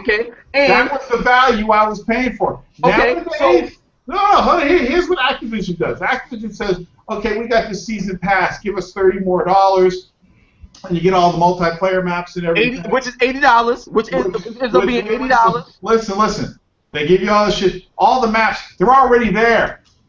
They just fucking give you a code and they unlock the shit. All the maps are already there. They're part of every single player. But you was willing to pay the same money. Like you was paying $80 back then. Why you can't pay $80 now? Can I get to my point? Can I get to my point? Go ahead. And you know that the season pass price is cheaper than buying all those maps individually, right? Exactly. Yes. Okay. I would rather. Here's where you're wrong. Here's where I shut you up. I would rather Activision come out and say, Call of Duty, $75 and you get everything. Then I would give them the fucking money. You bitching over $5? You bitching over $5? That's $15. Thank you for missing the point. That's $15, hip hop. That's $15. They nickel and dime you to make the extra money because they know they can. Back in the days, they didn't do that. They released a quality product that was complete because there was no DLC, no internet, none of that shit. But now that they got the system that allows them to release a little bit of the game at a time, they nickel down. Dude, they spending money. They spending money on servers. Do you understand that they spending more money now than they did back in the day? There was no online back in the day. No, they're spending money hiring actors to do fucking multi-million-dollar commercials. Okay, Activision isn't bleeding. Activision isn't bleeding. That is a profit-based company. They make money off those fucking toys. They make money off of all the Call of Duty shit. You're not getting bang for your buck with these fucking games. I'm sorry. No, $60. I disagree. $60 for a limited set of maps. When I disagree. When I look at Call of Duty, especially Advanced Warfare, when I look at them graphics, my man Kevin Spacey says, "Are you really talking graphics now? Are you really talking that graphics? Really? Don't get back to my TV better than yours. Let's get it." Oh god, we back on TVs, y'all. I'm sorry, I just had to put that in there. Graphics, dude. Come on, I'm not talking about the graphics. I am talking about a complete package. When I buy a video game, I want a complete fucking package. I don't want to have to pay for costumes. I don't want to have to pay for fucking maps. I don't want to have to microtransactions. Okay? The only company that I actually throw that money at ahead of time is DICE. DICE and EA. I'll give them the $100 ahead of time for the premium edition, because I feel that their product is quality on PC, not console. I feel their product is quality, and I actually get bang for buck. I'll easily go 200 hours on Battlefield 4 by the time I'm done with it. Okay? So I don't mind throwing the $100 at them because I know I'm getting a quality product. Okay? And I want all those maps, and they actually put in work. They're not giving you shit that already exists in the game for the most part. They're creating new maps. They're adding real content to their fucking. So I'll give it. They get a pass. BioWare gets a pass because their Mass Effect DLC, the stuff that they do with that, is pretty fucking cool. Okay, even fucking Borderlands too. I'd give them money for their DLC because they're creating. Borderlands is probably like the poster child for all of that stuff. Yep. DLC. They'll give you new characters, new weapons, entirely new stories in their DLC. And it's not like every month they're giving it to you. There's a lot of time in between. But the shit that Activision does, the shit that fucking, who else does it? Sony fucking does it. Ubisoft does it. Those I'm seeing Assassin's Creed Unity commercials like, get the season pass and you get this too. And you get pants. It's like, give me Arkham Knight. They announced the game, and end of the trailer, they announced the exclusive DLC. Yeah. So you know what? So let me ask you this, Torrence. Yeah. You just told me, you just gave me a lecture on how you would spend $80 or $100 because you felt that there was value there, there was quality there, and stuff like that. Yes. Why make me wait? That. So there's a lot of people out here. There's a lot of people out here that may feel that these DLCs or microtransactions, whatever, is value, and they may find the same thing that you find in Battlefield, they find in another game. It doesn't make you right or wrong, doesn't make them right or wrong. If that's the nature of the business, that's the nature of the business. At the end of the day, it's optional. You don't have to spend anything. Like, you do what you want. No, but he's saying he feels like that the DLC that he has to pay for, he feels that that should have already been in the game. Yeah, and then another thing, but it's like, not, a lot of people it's not talk. your game. It's not your product.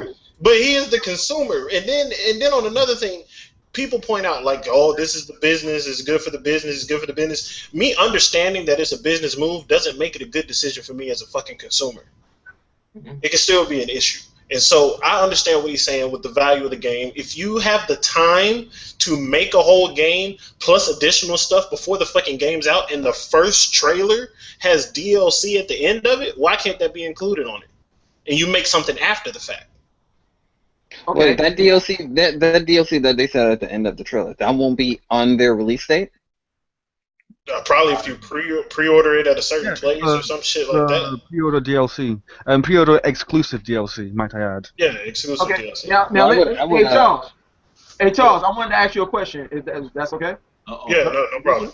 All right, cool. So here's my question, right? Okay, so if you go, excuse me. Now, if you go to a concert, right? Mm-hmm. Now let's say that there's like 2 empty seats all the way in the front. Nobody's sitting there. They're paid for and everything. Nobody's sitting there. but you pay for your ticket up in the nosebleeds. But you want to go down, since it's available, and you already at this place. Let me just have that access. Where's this analogy going? Because here's the analogy. Here's my analogy on the whole thing. If you buy a game, right, and you have your game, you play it and stuff like that. If there's something extra that they want to present to you, or there's something extra for you to get, but it's on the disc already, they can just unlock it and let you use it, but they want to charge you for it. If you feel as a consumer that, hey, you know what, like, I love Batman and I'm a big fan of the Joker, if I gotta spend an extra $10 or $15 to play with the Joker, that's valuable to me, it's worth it to me, I'm gonna do it. Are they wrong for that if they are giving you something that you feel is quality? Are they? Okay. Hold on, Mike. He asked me. All right. I have a question. I have a question as a rebuttal to your question, because first off, that movie theater or concert thing still doesn't make sense by what you said, but I think I get where you were going. Okay. Here's my question as a rebuttal to that. Are you okay with them finding out that, hey, I can nickel and dime them for $10 just because I know they're going to play with the Joker, and being okay with that, as opposed to if everybody voiced that they want a full experience, the Joker already being on there? Because if you think about this, a lot of the things that we're paying for DLC for on any game through any of these companies are things that we used to be able to unlock in a game back. By playing. I respect that. I respect what you just said. Because I respect that. Because we're getting trophies that do absolutely fucking nothing for us. That's why I don't care about trophies and I don't care about achievements. I'm with you with that too. Right, yeah. But in place of that, instead of the unlocks, unlock costumes and unlock characters and unlock levels and unlock cars, we have to buy those things like for $1.99 and $2.99 or pay $5 to get this whole pack. They realize that people won't do enough research, and we're going to get nickel and dimed. Mm-hmm. This, where we are right now, is a place to voice our problems with that. Because of its existence, we don't have to be okay with that shit. It's a problem. Can you agree with that? Nope. I'm gonna tell you why. I'm gonna tell you why I don't agree with that. Because the thing is, it's their product.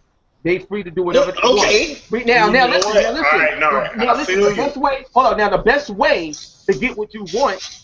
Put it like this, if everybody felt the way you felt, then when they come out with DLC, nobody will buy it. And if nobody is buying the DLC, that'll force them to change. So you could talk to you blue in the face, but it's their creative product that you want. So if they make something that you want, either you're going to buy it or not. So all right, would you not be happier if it came with all of that stuff on one thing? Simple question. Yes or no? I'd be happy. I'd be happier if it was free.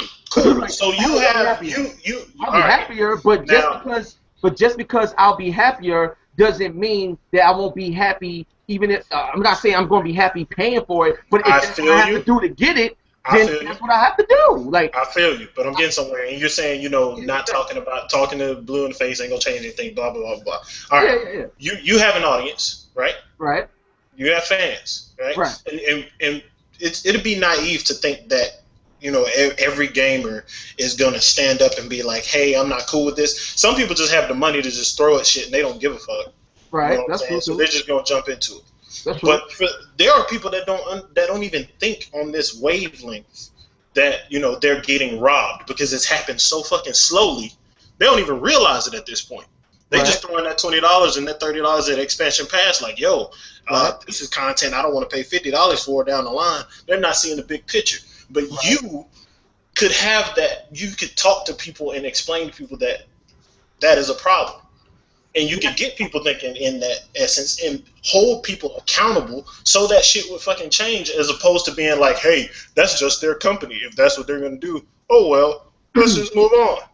Okay, but I'll give you an example of something that I did today, to give you a perfect example. So I played Watch Dogs, right? $60 game, played Watch Dogs and stuff like that. It was a good game, which the story could have been better to me, but and some gameplay aspects. But overall, good game, decent game, right? Now, T-Bone, his story is $14.99 as a DLC. Now, to me, I wish it was in the game, but it's not. But I do, after already completing Watch Dogs story and meeting T-Bone, I like T-Bone. I like that character. So I want to play his story. Same thing with Infamous. I'm a big fan of Infamous Second Son. Incredible. Hip-hop. Here's an analogy for you. So my thing is, to me, if I spend an extra $15 on that game like I did today, to me, I don't feel like I'm getting robbed because I want it. Consider the fact. I don't feel like I'm getting robbed because I want it. So I feel that there's quality. The only time I feel robbed is like, I'll give you an example. The Driveclub example, like Brian and Torrence was talking about earlier. This game was marketed heavily about the online aspects and this and that, all you could do. Then the game comes out and you spend your money, but you can't do this and still can't do it properly. I could see a person feeling robbed because everything that this game was supposed to be, I spent my money, but I didn't get the money's worth. So you feel robbed. But if I spend money on something and I feel like I got my money's worth, I don't feel robbed. You see what I'm saying? So if I spend $15 for 10 new missions and a new story with a new character that I like from a game that I played, like, I don't think after I play it and I like it, if I like it like that, I'm not going to feel robbed because I enjoyed it. I'll point this out just real quick because I think Mike wanted to say something. Okay. There's a difference between a developer actually spending the time to make content after the full game is out, with First Light for Infamous being an example, and when we were talking about Borderlands, those are perfect examples for that. Yeah. And what you just used for Watch Dogs, I feel like they actually spent the time to make that content after the fact. But I was talking about like the nickel and dime, like the one levels, the one character, the cars, the costumes, that kind of stuff is the issue. But Mike, what were you gonna say? Okay. I see what you're saying, Charles. Go ahead, Mike. I was talking about the fact of what on this DLC. Now, here's an example. If you buy a house and you're like, okay, this is my house, and then the bank is like, you're not allowed to use that bathroom, by the way. You gotta pay extra for that. How does that make any sense? You bought that house. You can't use something in that house. You paid for the complete house, no? Okay, so if I buy Watch Dogs, everything within Watch Dogs I can use. Everything else is added on and extra. It's not a part of it. You see what I'm saying? So is what the DLC, that T-Bone DLC, was that DLC created outside of this or within the disc? You talking about the Watch Dogs? Yeah. Oh, well, it came out a long time after. They never said if it was on the disc or not. So you're not going to know unless they tell you. So I don't know. Well, we're not going to know unless someone breaks it to the game, because that's how we figure out anyway. Yeah. So honestly, I don't know. I can't tell you that. But I can tell you. But I can't tell you. Oh, go ahead. I can't tell you to support your analogy. What you're saying. When it comes to anything that I buy and stuff like that, right? If I buy Watch Dogs, whatever is in Watch Dogs, when I buy it and I use it, I'm good. If I buy a house, whatever's inside what I gave my money to, I'm good. Now if I buy a house and I'm in the house and then they tell me if I want to build something around the house, like let's say I want to have a shed, I want to add some additional shed, but you got to spend $20,000 for this extra acre if you want to build your shed. But I thought it was my whole property. Like, you know what I'm saying? It's like now we get into a situation where it's like, yo, I'm feeling ripped off because when I brought this, you told me it was my property. Now you're telling me this. You see what I'm saying? That's like buying property and saying it came with a shed when it didn't, and then you get in there and you're like, where's my shed? Oh yeah, you got to pay for that shed. Yeah. Then that's they're lying to you then. But in the case of Watch Dogs and any other game, they're not lying to you. They're telling you out the gate, hey, this is DLC, this is the season pass, and you have to pay for it. They tell you everything straight up. It's not like you buy the game. It's not like Watch Dogs. No, not with every game, because when you come to those Capcom games, they don't tell you about the Street Fighter versus Tekken. That's all I'm saying. All I'm saying is that when it comes to the DLC, it's a double-edged sword, because if you what do you think is hip-hop? What do you think is the right time to come out with DLC? Because first of all, before you even answer that question, okay, DLC. If a game doesn't have DLC, what do people complain about? The fact that it doesn't have DLC. Oh, the game was great, but I wish it had DLC. No, it shouldn't be like that. Everybody complains about the fact that. I'm sure people are going to complain that Bayonetta 2, especially all of the people that really love Bayonetta 2, and they're going to destroy it. They're going to be like, okay, so where's the DLC? It shouldn't be like that, but it is. I agree. I agree. I wish it wasn't like that, because Bayonetta 2 is classic. That's a classic game. Period. It's complete. It's complete in everything, but the fact is, people are going to want more. So this is DLC. But isn't that? But well, wait. But isn't that a good thing that people? Oh yeah, it's great. It's a great thing. It's a great thing. But the fact, it's a good thing. But the fact, we're talking about DLC here, and so my question is, what do you think is the best amount of time for a game to have DLC released? To me personally, the only time I see DLC being like something worth it is if it's a major extension to the story. Because the time. Oh, the time. That. Yeah, the time. Oh, the timing. Ooh, well, because I would at least say a month and a half after. Because that means that I think you. So how long do you think it takes to make a really large and reasonable DLC? Well, a lot of times when they're making a game, DLC is already planned during the development process. You see what I'm saying? So. And isn't this what people get mad about? Yeah. And isn't this what people get mad about? Yeah, people get mad. Yeah, so like I said, isn't it a double-edged sword? Well, to some people, yes. To some people, yes. To me, no. To the company, yeah. Yeah. To some people, yes. To some people, it's a big double-edged sword, and you're right. To me, it's not a double-edged sword because I only pay for what I want. Yeah. And I'm jumping in right now because we're going too long with this DLC thing. This is the way I see DLC, and I think everybody agree with this. If people want the DLC, you make the DLC. If they don't want it, don't fucking make it. Simple as that. You know, the whole idea of making DLCs while the game is being produced, I think that's wrong. I think everybody could agree nobody likes that. It should be, hey, okay, we came out with this game. Hey, we want more shit. They produce it. That's the way it should be. But we've been running around in circles here, so let's move on. Yeah. All right. The big thing that happened this week was Xbox announced that the Xbox One will be $350. And this, Torrence, you and I were talking about this. You know, we go to F4G, just a wall of stupidity there over a fucking announcement, which should be good, you know, for customers. $349? Wait, yeah. $349, and you get check this out. I don't care what nobody say. Xbox got some amazing games. So with $349, you could get once you get the system, you got Rise. You got Rise. You could go get Rise is crazy, bro. I love Rise. You get that. You get Forza Horizon 2, which is crazy. Then Sunset Overdrive is insane. Then you got the Halo Master Chief Collection coming. Oh my God! And then you setting everything up for Quantum Break early next year. Dude. And then all the other multi-platform games you're gonna get on the system, whatever.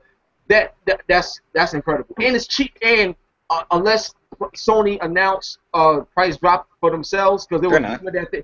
I don't think they are either, but they would. They don't think they need to. They don't need to. But I'm just saying, they're unpredictable at times. But what I will say is this: Xbox One being cheaper than PS4 with those games to look forward to the day when you buy it, even Killer Instinct. I wasn't really a big fan of this one, but it's still hot. It's still there, dude. You cannot go wrong at all. They're definitely making every positive decision they can to get this through, and I'm glad that they are. This is competitiveness at its finest. I love competition. This is great.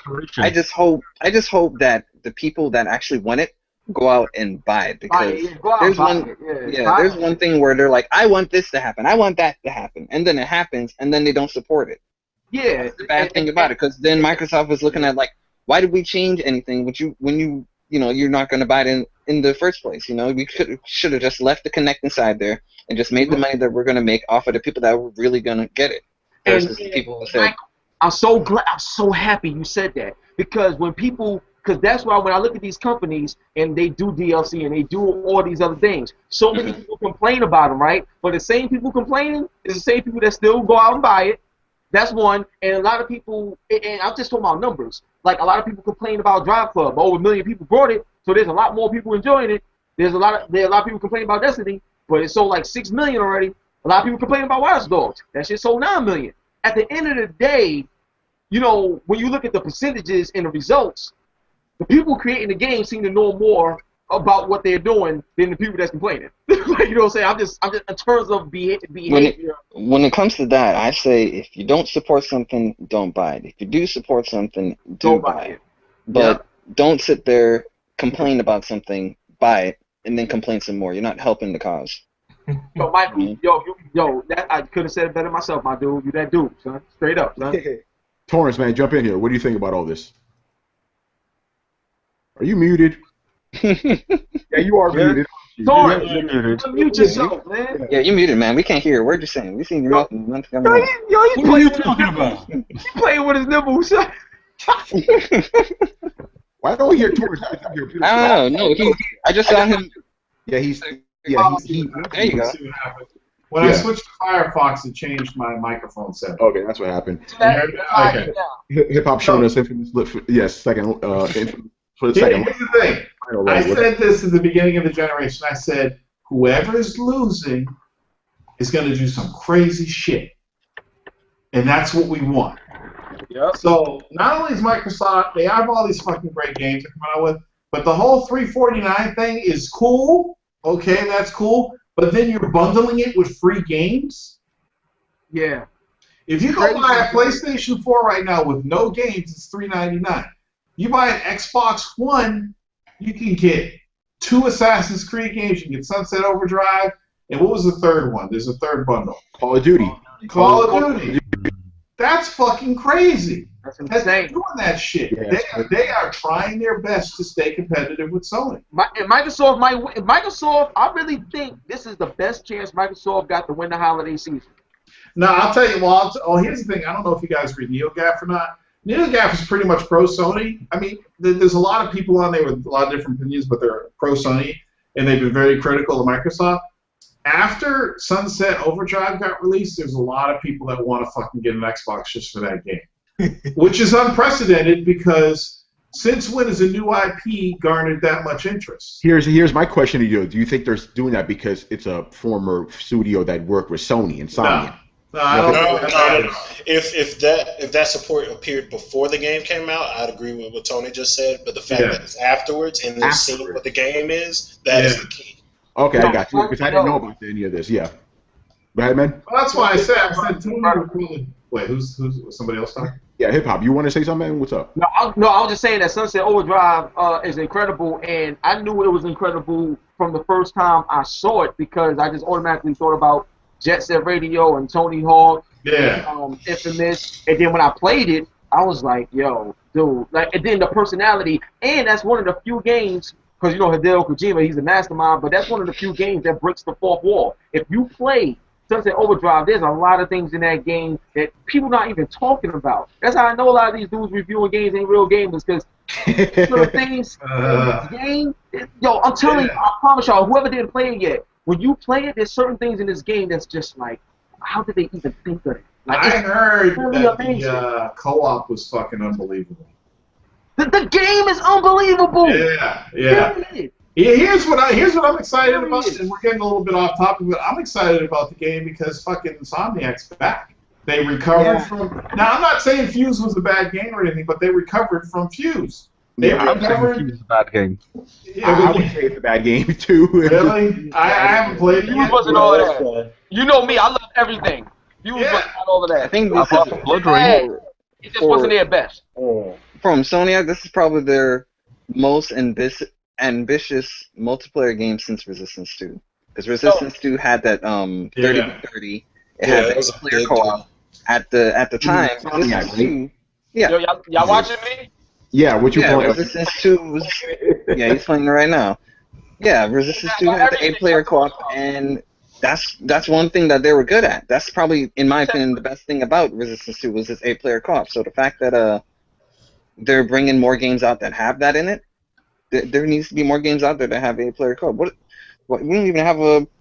How many players can you even hook up to the PS4 as far as like local, even though the game's not local? I ain't having nobody over to play my games. They better get on this PlayStation. No, I'm just saying. Share play. No, I'm just saying we don't see games with 8 players anymore, regardless of it being online or local. Yeah. Yeah, that's true. Like the most is probably. If they 2K, I think it's 8 players or 10 players or something like that. We're not counting them. We're not counting the sports games. Oh, okay. I don't know why. Those are cop outs, basically. Yeah, but anyway, wait. Go ahead, man. Torrence, I think it's good that what Microsoft is doing. Yeah. And I'm hoping that it now kicks Sony into gear to do some crazy stuff. Oh, yeah, dude. Because Sony started the generation with some crazy announcements. The whole price of PlayStation 4 blew everybody. Oh, yeah, well they're behind, man. Yeah, so I want to see Sony be like, okay, Microsoft's doing some crazy shit. And it all depends on how Microsoft does over the holiday season. I think with that price, Halo, Master Chief Edition, and Sunset Overdrive, Microsoft might do really, really well this holiday season. But here, Sony, they're gonna kick ass this season. I think. So here's the thing. Sony is not going to change unless they see numbers change. Wait, hold your horses on that comment though, because they have that Vegas event coming up where you see them make a response to it. No, but that's just them. That's just them being Sony. They didn't have to do that PlayStation event, back when they did it. That's Sony being Sony. But I'm talking about making crazy announcements like what Xbox is doing right now. As far as what I'm saying is, we don't know if they're gonna. They may make those crazy announcements at the event. Yeah, no, but as far as the announcement is going to be game related. As far as the announcements that Xbox is making, its price drops. It's this, it's that. It's not just games. Even though it is games, it's not just that. I'm talking about actually fixing PSN, shit like that. This PSN kicked ass day one. Remember? Wait, what you mean? Wait, what you mean fixing PSN? What's wrong with PSN? Right now. We're not getting into that. There's a whole other fucking stuff right there. The reason I'm saying is because I'm online right now. I'm not having no issue. Yeah. Here's a question I have. Okay, first of all, is this live now? The sale, like for Xbox or something? No, it's not. It's not yet.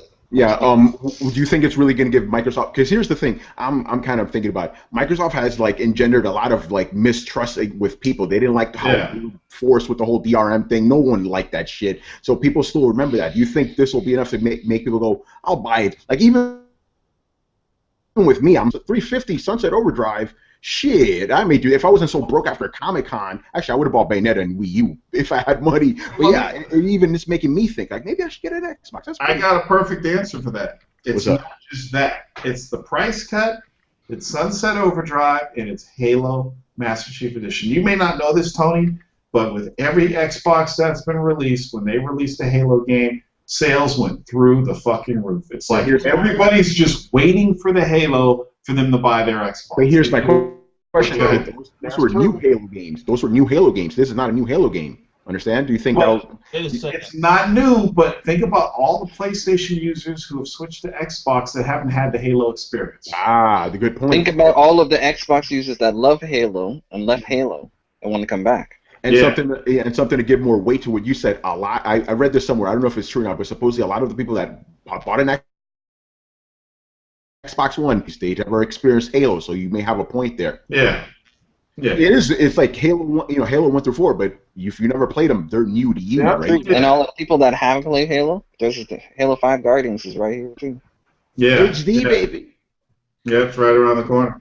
No, what I was saying, as far as Sony, they may be on. The problem with being, quote unquote, on top is the fact that every single time someone is quote unquote on top, they don't decide to make any competitive moves. We've seen because they don't have to. Yeah, they don't. They play. That's what I just said. As far as Sony's not going to make any competitive moves. Well, I disagree because honestly, October 28th when they came out with that SharePlay update, that is the biggest. No, but that was something that was supposed to be inside the PlayStation from day one, though. How much SharePlay are you actually fucking doing? Okay, we're gonna talk about SharePlay in a bit. We'll get to that. Yeah, we're talking a whole bunch of shit, Torrence. We gonna get it in. This Warzone at its best. Fucking SharePlay. This is the Warzone, the lost episode. Yeah. I had a whole main topic. I just got tossed out the fucking window tonight. Anyway, let me add one thing to that, Microsoft. Since this is going to be recorded and on YouTube, a lot of people forgot. A lot of shit on y'all right now too. Listen. A lot of people forgot. We're talking about this, that. We just saw the Quantum Break footage, the extended Quantum Break footage, right? Crazy. Have people forgotten that Microsoft had Tomb Raider exclusive for at least a year? Ooh. People forgot about that already. That's what? Tomb Raider. Of course, Tomb Raider, Scalebound. People forgot. That was a huge megaton. It hurt a lot of people. Even PC gamers are worried about it. But people forgot about that. Pushed aside. as soon as they start showing footage of Tomb Raider and the announcements start coming out, they got to remember, holy shit, that's exclusive to Xbox One. So same thing with Skillbound, especially with Platinum Games' quality track record. Yeah, it's gonna blow up just like Bayonetta did. But depending Camu's baby. This new game is his baby. What? Yo, see, this is what real gamers do. You see that? What the fuck is that? You see that? What is that, dude? What is that? Nintendo, PlayStation, Nintendo 64, Game Gear, Master System. What are you running there? Super Nintendo. What are you running, man? It's not Steam. Come on, man. This is what I do, man. You know what I'm saying? Inventory? I don't understand what that is. I don't know what it is. I don't know what the hell that was. See, you know what I'm saying? This is what I do, man. What game y'all want to see, man? Oh, you talking about emulators? Hey, wait a minute, man. The emulators, you're not allowed to see that. Hey. Whoa. But anyway, that's how I do it. That can get people in trouble right there. One thing just off what Torrence said. Oh, go ahead, Charles. The whole Tomb Raider thing. I think, when they drop the footage and everything, people are going to remember it. But depending on when that game comes out, they may just be thinking about Uncharted. So they may not even care so much. And I hope people are more rational and they realize, well, we're going to get this in a year. We're going to get the complete edition. Because we talked about this on Co-op before. Yeah, I said that too. This could be the one on PS4 is going to be the complete edition. I totally agree with that. Yeah, they'll have all the DLC and shit. Yeah. Okay.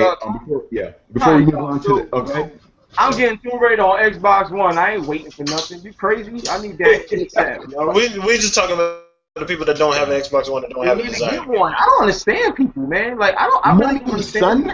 Look, bro. Hey, I got bills, son. That's what you need to understand.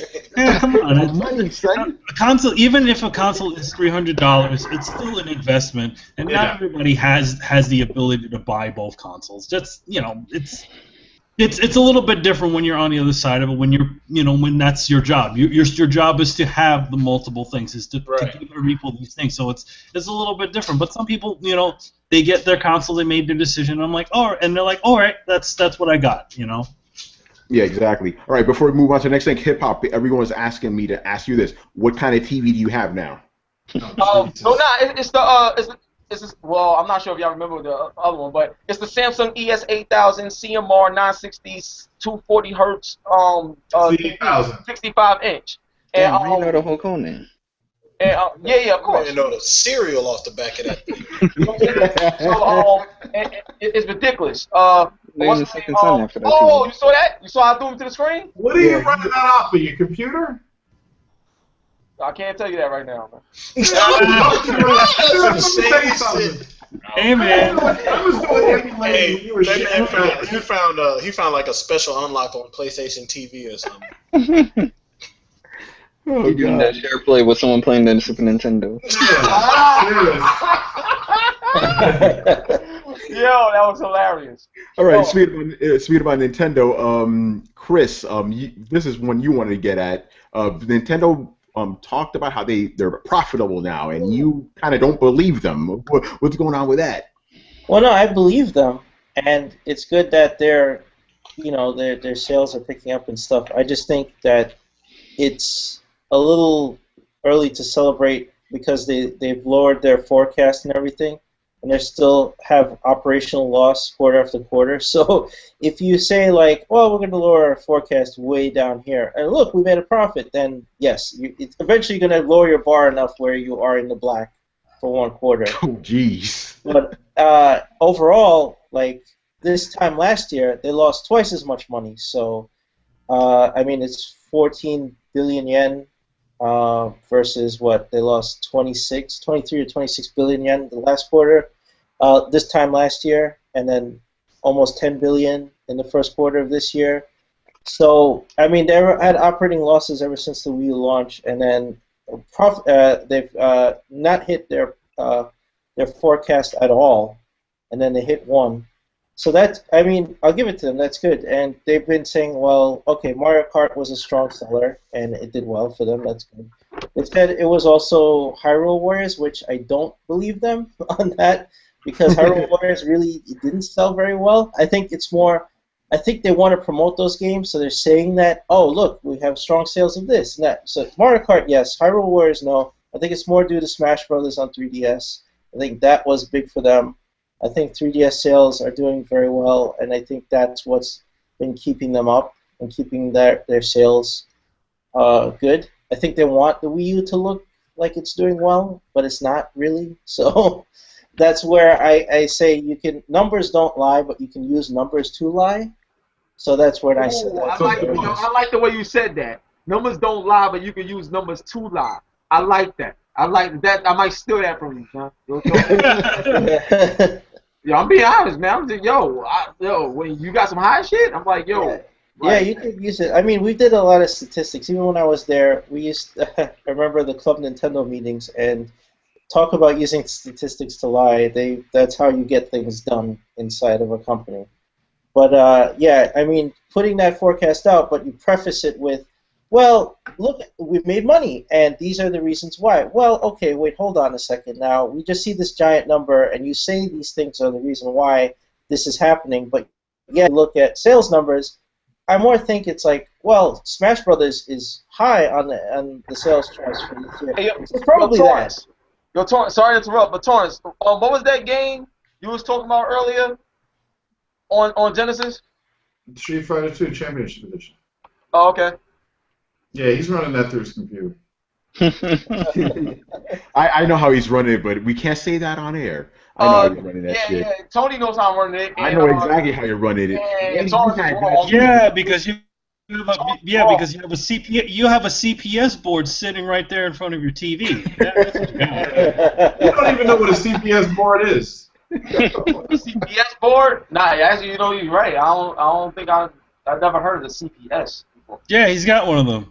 Yeah, that's what he has, man. I like the wink, wink, wink. Yes. Yeah, exactly. But the reason I wanted to talk about Nintendo, because I know, Torrence, you've been really defending Nintendo lately. Yes. What do you think about all this? You know, I think Nintendo's firing on all cylinders. I like the fact that they do those Nintendo Directs once every 3 months, I think it is. See, the problem with that analogy is, like, yes, they're firing on all cylinders, but when you only have 3... Oh, yeah. When Sony's firing on 12, then I think their car goes faster. But okay, let's compare the two. Yeah, let's not even look at the hardware, but Sony's selling tons and tons of systems. Nintendo isn't, but Nintendo's putting out more quality titles than Sony. When I say more quality titles, I mean more quality first-party titles than Sony is. And I'm not including all that fucking indie shit either. I'm including the games you go to the store and buy on disc. Doing better than Sony. They're doing better than Microsoft in a sense. So they're giving the gamers what they want as far as the Nintendo library goes. They wanted the Mario Karts. They want the Smash Brothers. They wanted Bayonetta. Yeah, you know, so they're doing good. But here's the thing. You know, you could stay at a La Quinta and they'll offer you a continental breakfast and towel service and all this stuff. But you're still staying at a La Quinta. You can stay at the Waldorf Astoria, and they won't give you jack shit for 3 times the price. But there's a difference between a Waldorf and a La Quinta Inn. Right. Right. Yeah, so if you look at Nintendo, they don't have the Nintendo system doesn't have the stuff that Sony system has. But they don't have the stuff that anyone has. They're not. That's why there's a reason why it's called the Xbox One. They want it to be the center of your living room. It's your entertainment, TV, all this stuff. Nintendo is like. Their philosophy is confused because if you're sitting there thinking, we're trying to be traditional and you only play games, then why do they offer streaming, but you can't play this? That doesn't make sense. That messaging is confused. They're confused. Yeah. They want you to use this thing. They want it to be the center of the living room, but to be the center of the living room, you have to play with the big boys. You have to offer more. I agree. And that's what Microsoft is doing. That's what Sony's doing. That's what they're not doing. But from they have to do these things. But Nintendo also has been a software developer, and I'm tired of people defending them on the baby steps because they've been in the business forever. Yeah, but they're not going anywhere though. I mean, they can survive off their 3DS sales. So no matter how bad the Wii U is selling, Nintendo's going to survive. But in terms of actual games, I think that they're doing very good in releasing their games. Their games still have that quality to them. They're still doing good shit with their games. Mario Kart is the best Mario Kart that I've played in ages. You know, so they're doing good on the software front. there's other things Nintendo has to do. You know, there's other shit they got to do. But as far as the game console, I think they're doing really, really well. No, but here's the thing as far as that. Majority, I'm not talking about the minority now. The majority of gamers that buy a console this generation are making their decisions based off what happened last generation. When you look at what happened last generation, as far as what the PS3 had to offer, all of these games, let's look at the majority of people that came from Xbox to PlayStation side. They came over because they wanted games. They saw that the PS3 offered it, and that's where they moved over. The people that moved over from the PlayStation to the Xbox, they saw how good the online service was, and they were sick and tired of it. That's where they moved over. The reason you don't see this the Wii U selling that much is because as a primary console, and how much people played their Wii, what were the main things people were playing on their Wii? As far as when you look at the typical gamer, not the little grandmas that went out there and played Wii Sports for like 5 minutes. I'm talking about the people that played Smash, that played Wii, the card game, and Mario World, and then that's it. They've been following the same track record every year. This is the reason why when this generation started, and a gamer, the majority gamers, when they have a decision, and let's say they can only afford one console, or maybe two, when they look at the future and the whole generation as a whole, they know by Nintendo's track record, here's what they're going to offer us. And that's what they've been doing so far. So they don't, they assume that it's going to be the same thing. Yo, Torrence, what game is this? I can only see part of your screen.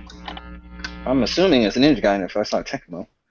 Oh, yeah, you was right. You was right, Mike. No, but you understand where I'm coming from, right? Yeah.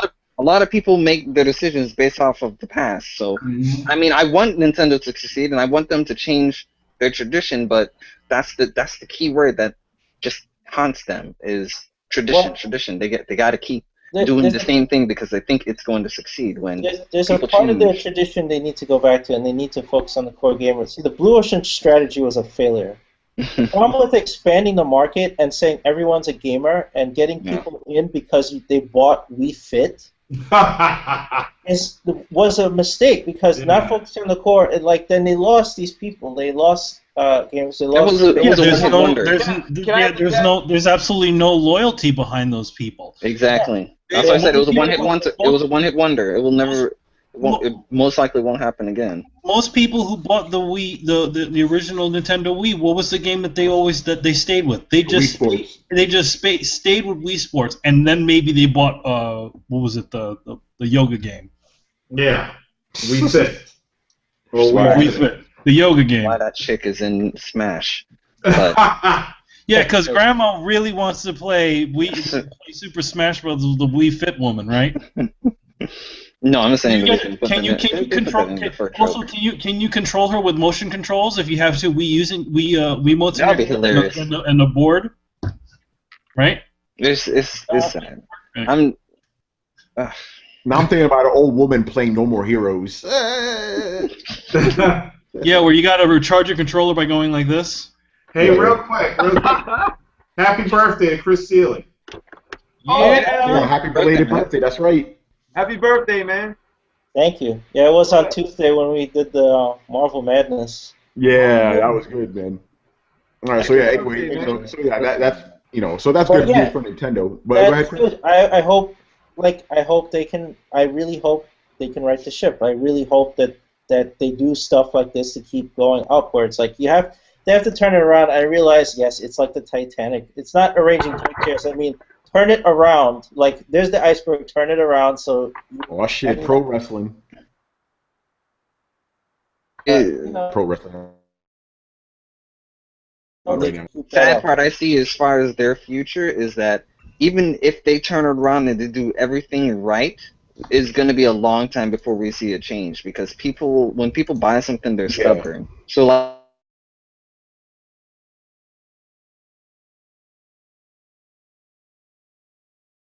someone at the end of this generation, they might either buy the Wii U at the end of this generation, play everything they missed out on, or they're gonna buy the next Nintendo console because they saw how good Nintendo's track record was last generation. Sure. I don't know what like, it is. Yeah. It's just, yeah, they're just gonna have to do good and do good for a really, really, really long time. Right. And so a lot of people think, from what I say, that I'm always bashing them because I hate them, and I don't hate them.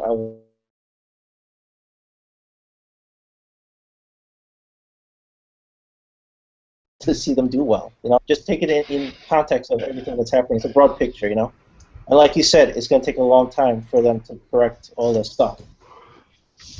Yeah. All right. I actually forgot to ask this before because the show's gone completely off the rails. Torrence, I feel your pain. I have to say this publicly. Keep it all together, but it's all good. All right. The second question is, what zombie game? If you guys listen to the fucking Throwdown, you know what this is. What zombie game should be paying us for fucking advertising? Because we talk about it all the goddamn time. And go ahead. And, you want to ask both of them? If you get that right, you get a Yiba shirt with a zombie head. Oh, isn't that fitting? I got one of those shirts too. Giving away that E3 swag, man. Yep. All right, so there you go. Drop the comments on YouTube or tweet me, whatever. Anyway, the last topic, hip hop. I know you've been waiting for this one, man. Share play. Play. Yo. Oh my God. Yo. Share play. Revolutionary. Period. I'm gonna give you a brief walkthrough of just the experience real quick. So, my homeboy, which is my nephew's homeboy, his name is Malik, right? So I said, yo, Malik, do you got Infamous Second Son? And he was like, nah. I was like, you wanna play it? And he was like, what? Cause like he's a gamer, but he played football. Like he don't really. It's one of those. He don't. Yeah, you know what I'm saying. He doesn't research games. He's not a gamer like that. So he's not in the know. You feel me? So I said, yo, so you wanna try it out? So then I'm gonna tell you word to everything. We did the share play, and he started playing the game. He's like, yo, I'm playing the game. I don't even got this game. I ain't even downloading. Oh shit! Like his reaction was the exact same reaction all you motherfuckers had when you first got a Nintendo or Sega Genesis or whatever your first system was back in the day. Or when we first saw it back a year ago when they announced it. Yo, you can say what you want. The fact is that it's here, it works. And it works. And that is the key. That is the key. Blue. Excited about it is I let him play it, and he was going crazy. So the first thing I asked him, how was the graphics? And he's like, yo, it looks amazing and everything like that. I said, is it full 720p? Let me finish. A whole 720p, 30 frames per second. That's Let me finish. That's quality right there. Next gen. Let me finish. So anyway, and before I finish what I'm saying, Tony, and stuff like that, don't interrupt me. Like before I finish what I'm saying, that's exactly the problem in the game industry today. You got this amazing feature that was never done before, and somebody be like, 720p. Wasn't it done on online? At the end of the day, hold up. At the end of the day, the point I'm trying to say is, at the end of the day, a person, God bless the dead, a person can go see Michael Jackson perform. He can do the moonwalk, do all this other stuff, and then they'll leave and say, well, he should have sang a certain song that I wanted him to sing. And you just saw all this greatness, and you still got it's just bitch shit, like straight up bitch shit. But anyway, let me go on. Let me finish like the whole thing. So he was playing it. So then I said, how does it feel, like in terms of just the responsiveness and everything? He's like, yo, it's like I got the game for real, like it's crazy. So then I said, all right, cool. So then I put on a UFC, and I said, yo, do you got UFC? He's like, nah. So I said, let's put it on. And then when we played it, I didn't give him the controller so he could just play it by himself. I said, play with me. So we played together. Now, this is a game he don't own, didn't download or nothing, and instantaneously, all he did was accept my invite, and now we're playing the game together. And when we played it, I said, yo, how does it feel? Is there any lag or anything? How does it look? And we playing together. We played, it was like dead on. It was like he was sitting next to me in my own house. That's how effective it was. And I could see. Who did you say you were playing this with? My friend Malik. Where does he live? He lives in Boston. That's pretty close. Well, whatever. Like But the point I'm trying to get across is that I played it with two people. I played it with a friend that lives down in Florida. I'm in Georgia, so that's just one state. That's one state below me. And then I tried to play with someone in New York. The experience was different. It was different. So okay, I'll give you another example. Hold on, I'm so glad you said that. I'll give you another example. Mm-hmm. So I played with my man Weapon X. Y'all know Weapon X. Yeah. I let him try out Shadow of Mordor, right? The first time we did it, and he's in North Carolina. The first time we did it, he said it was great, but it was slightly laggy. And then he got booted out because he had a bad connection. So I said, all right, let's try it again. We tried it again, played it. He said, yo, it's 1-1. And he tweeted about it. He's like, yo, shout out to him. Fucking 1-1. Okay, first of all, see, here's the bullshit. The bullshit is this. If somebody plays it and they say 1-1, and that's what it is if they how they feel. Now, whoa, to prove my other point. It's 1-1. Listen. To prove my other point, Malik is like I said, Malik is in Boston. Now Malik owns NBA 2K, right? He owns NBA 2K15. But I said, look, since you own NBA 2K15, you already played it. You know what it's like because you own the disc yourself. I want you to play it through SharePlay, and you tell me if there's any difference from when you play it on your own disc as opposed to when you play it on SharePlay in terms of the control and the feel and all this other stuff and everything like that. Because that was like the big deciding factor. So we did that, and that's when I really knew that, and when we played together, I could tell by the way he was playing that it was like dead on accurate because the things that he was like doing, if I was playing somebody and it was at my house, it was like the same type of experience even if you're playing against somebody. And he said, yo, it's 1-1, I can't believe it. And then the reaction from people that used it was like, yo, I don't believe that you can do this. It was just so exciting. Now think about this from a business standpoint, from a gamer standpoint, from just a culture standpoint.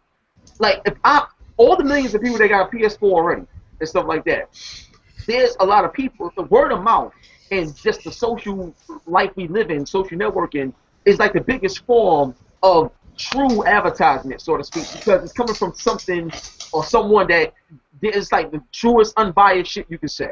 So the thing is, when we're using it and we're playing it, right now, I have Mika. You know Mika, Torrence. She was playing Driveclub. I said, yo, check this out. She was playing Shadow. She was playing all this other stuff. She was like, yo. Single player mode, though, right? I knew that was coming. Wait, what did you say? What She was playing single player mode in Driveclub, right? Yep, she was playing single player. It was great, too. But the thing is, the fact that you can do that, the fact that you can push one button, and the cool thing about it is, like, you're in a party. So as all the stuff is happening, you're talking to them, and all it's like they right next to you. Like, it feels like that. Cool, it's crazy. Technology. It's revolutionary. Cool. That shit is how much are you actually going to use it? How much are you actually going to use? You own every fucking game. You own every game. Yeah, you know how many people... You don't need to use it. No, Tor, he's getting excited. He's getting excited on the fact that other people are getting excited. Well, that's cool that other people are getting excited, but how many people are really going to utilize this feature? It's like, okay, it's Tuesday and new games came out that I couldn't afford. Let me see if I can find a friend that has the new game, and so let me share play it for a little bit. Exactly. What is wrong with that? You know what's so funny? I'm gonna go down the line. Yo, Tony. Right? Before you was in the game industry, before you ever got free games, before you got all that other shit, you know what I'm saying? Everybody knows shit is a struggle. So let's say me, you friends and shit like that. Before you got in the industry, and let's say this feature came out, I'm like, yo, Tone, I just got such and such. It's crazy. You want to try it out? Yeah. You don't own it. You ain't have to download it or nothing. But let's say I'm about to go to the store real quick. I'm about to do something, or let's say I'm busy editing a video or something like, or whatever it is. And I'm like, yo, you gotta try this out. I'll let you try it out. Let me raise my electric bill so my friend can play my game. Let me let my friend play my game so he can delete my save data. Yeah, fuck with my shit. Come on, man. See, y'all be an asshole about it, man. Hold on. Y'all being assholes about it. I'm being serious. Y'all know good and well.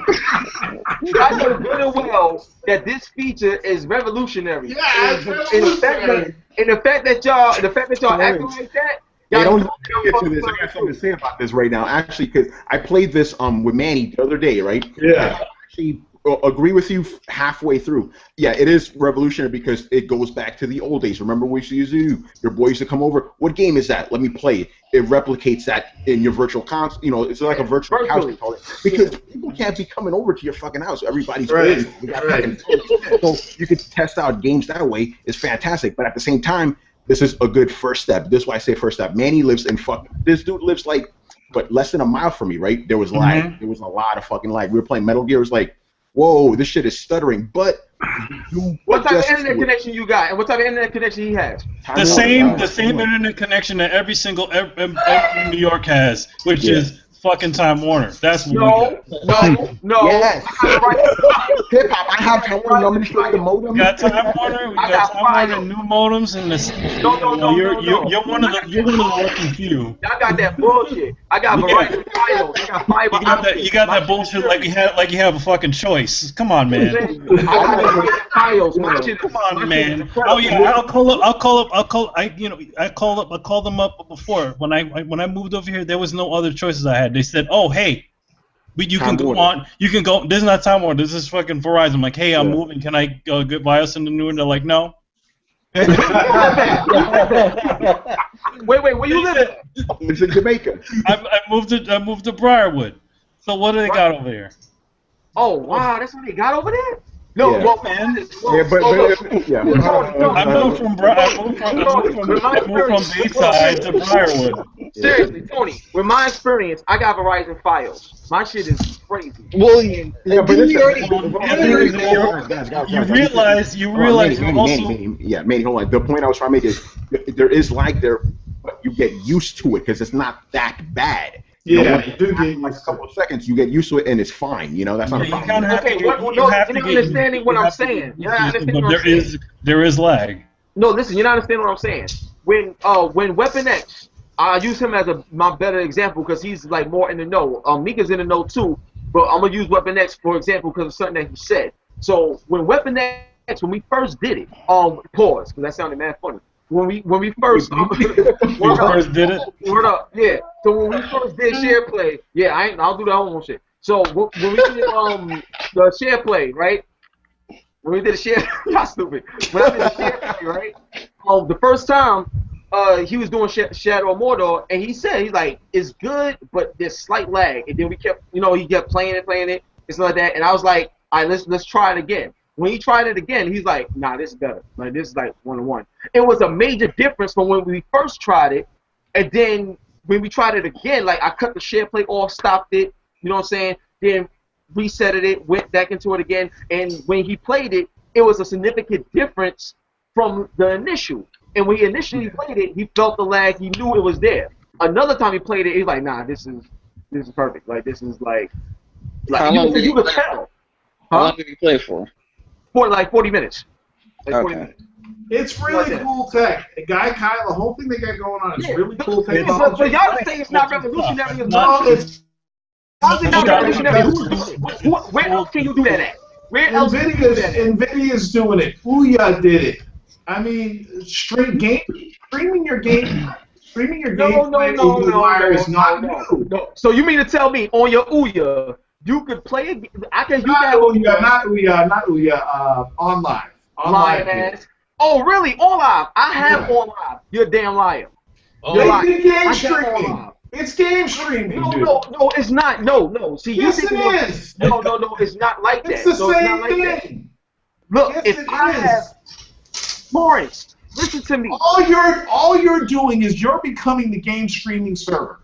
That's it. That's all it is. You're not understanding what I'm trying to tell you. What I'm trying to tell you is, for me to be able to play a game and then virtually give you the controller so you can play it and do whatever you want to do with it, like as if it's yours, and you don't own it, didn't need to download it, it's just instant like that. All I don't do that. Online does do that because you don't have to install anything. You turn it on and you go play the game over the wire. You stream the game. That's essentially what SharePlay is. Essentially, like it's like Netflix, dude. Like you didn't download that movie, you watched it on Netflix. It was streamed. Yeah, it's just game streaming. You're not understanding my. It's the other way around. What's to understand, dude? No, Tor. His point is no one else is doing it. That's his point. Okay, yeah, nobody else is doing it.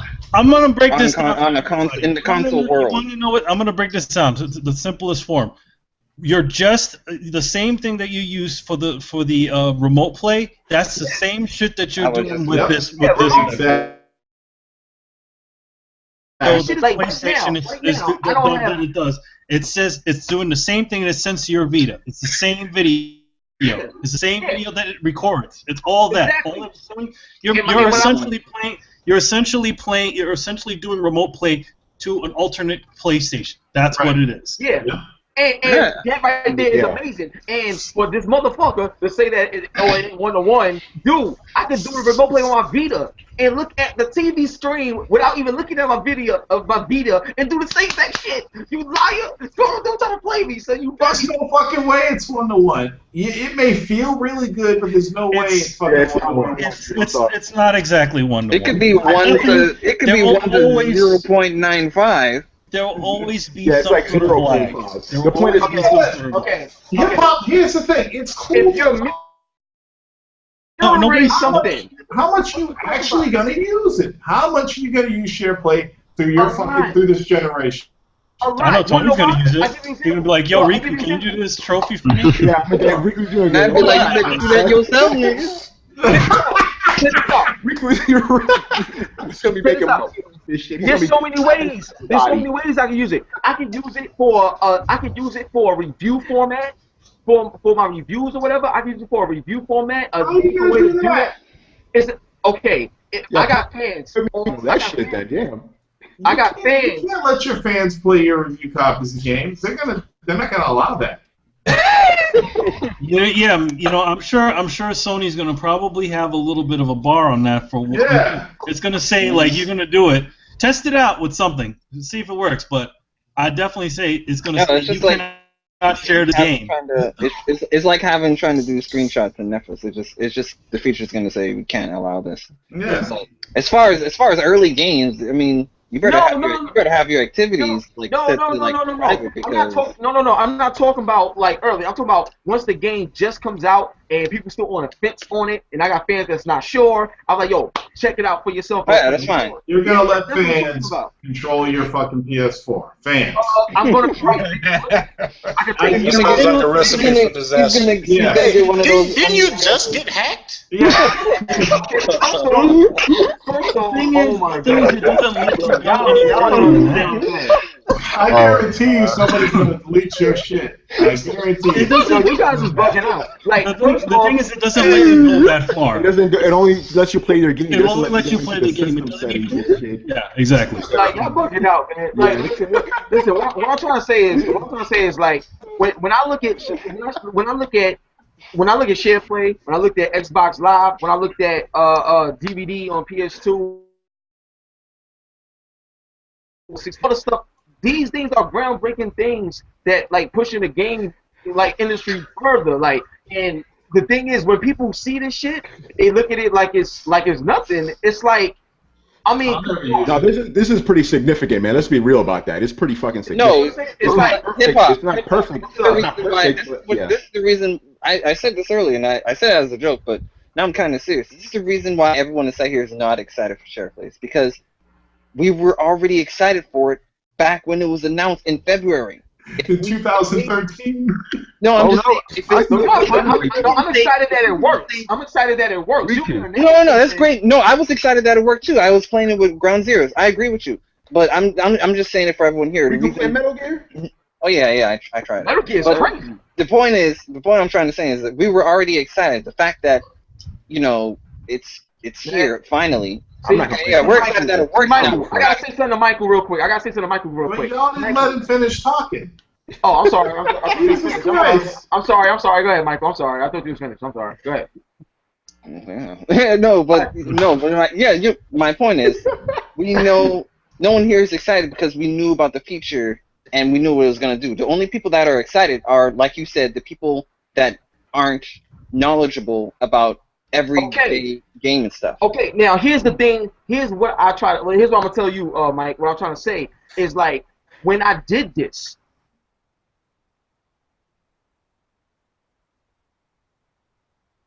you know, people that's not in the not got from those people, it was the same exact reaction that we all had as kids when we was growing up, and we were just excited to play games, and there wasn't no bullshit. It wasn't no, oh, Bayonetta's dressed this way. It was just pure gaming fun, and they hear that again was like, wow, that element is missing, and this feature brought that element out of people that I let try it.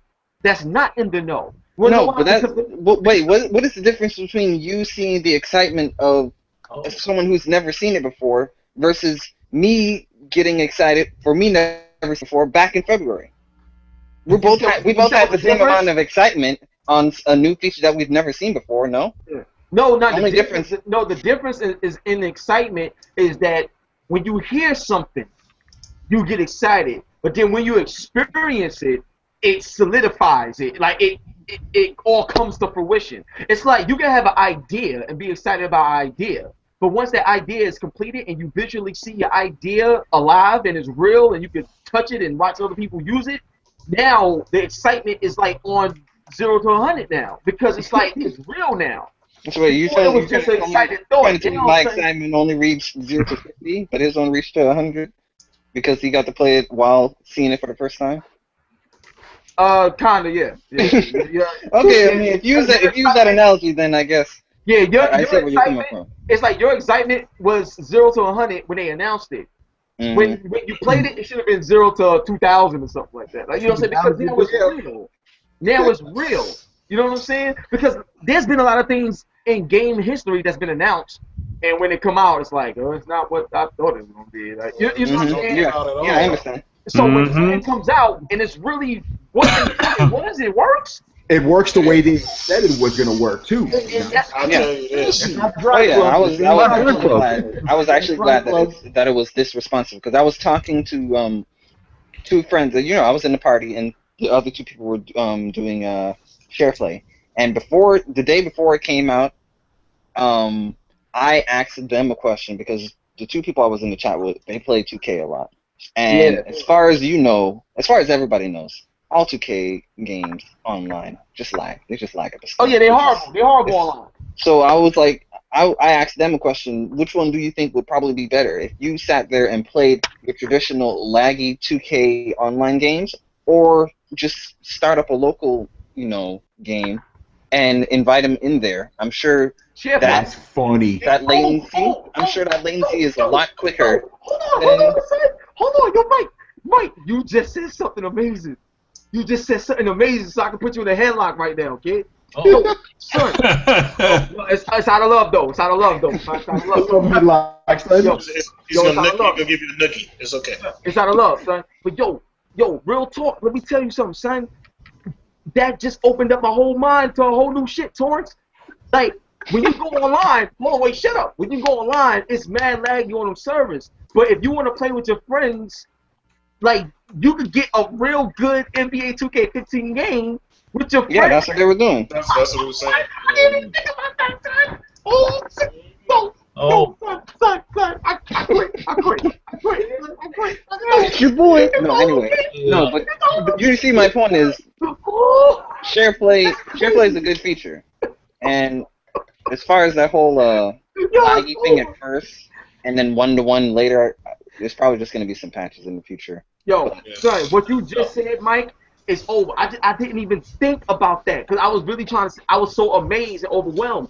But the thing is, like, you got 1,000 friends that you can have online. Then get well, when you go online and play, you're going to play against people that's strangers. But if you get a good game, they'll become your friends if they cool and stuff like that. But your friends list, that's what it's designed for. So now, if your homeboy's talking shit, you can go online and play them, but it'll be laggy because your service is bad. You don't even. Oh yeah, I've been in that that conversation. I'm the third person in that party. They're sitting there shit talking about 2K. I'm like, I don't care about it, but they care. It's like the game was laggy. You won like 3 points. Oh yeah, see me and Sure play. We're gonna do this without lag. I'm like, yo, no, listen. See me and Share play streets, bruh. Let's hear from Rich Hip-Hop. Rich Bailey wants to talk. Yo, Mike. Rich, hold on 1 second. I'm sorry. Oh my God.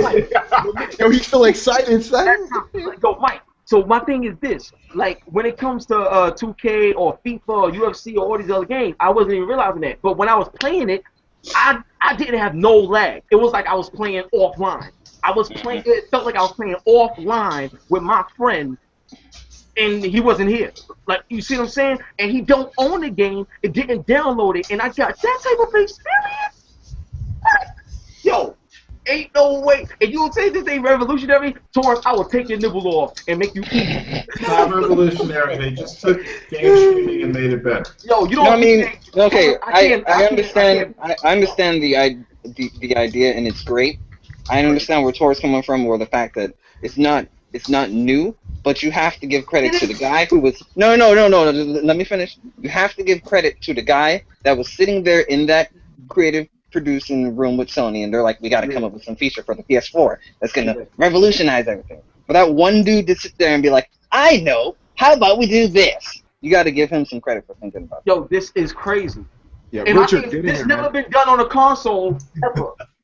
Yeah, hold on, Richard, get in here, man, because you got something to say about this. Go ahead, Richard, my bad. I'm sorry, I got to make a statement real quick. Go ahead, do your thing.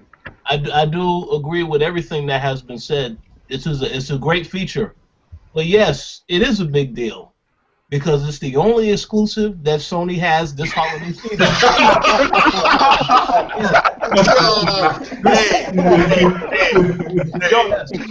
Wow. Yo, you know what?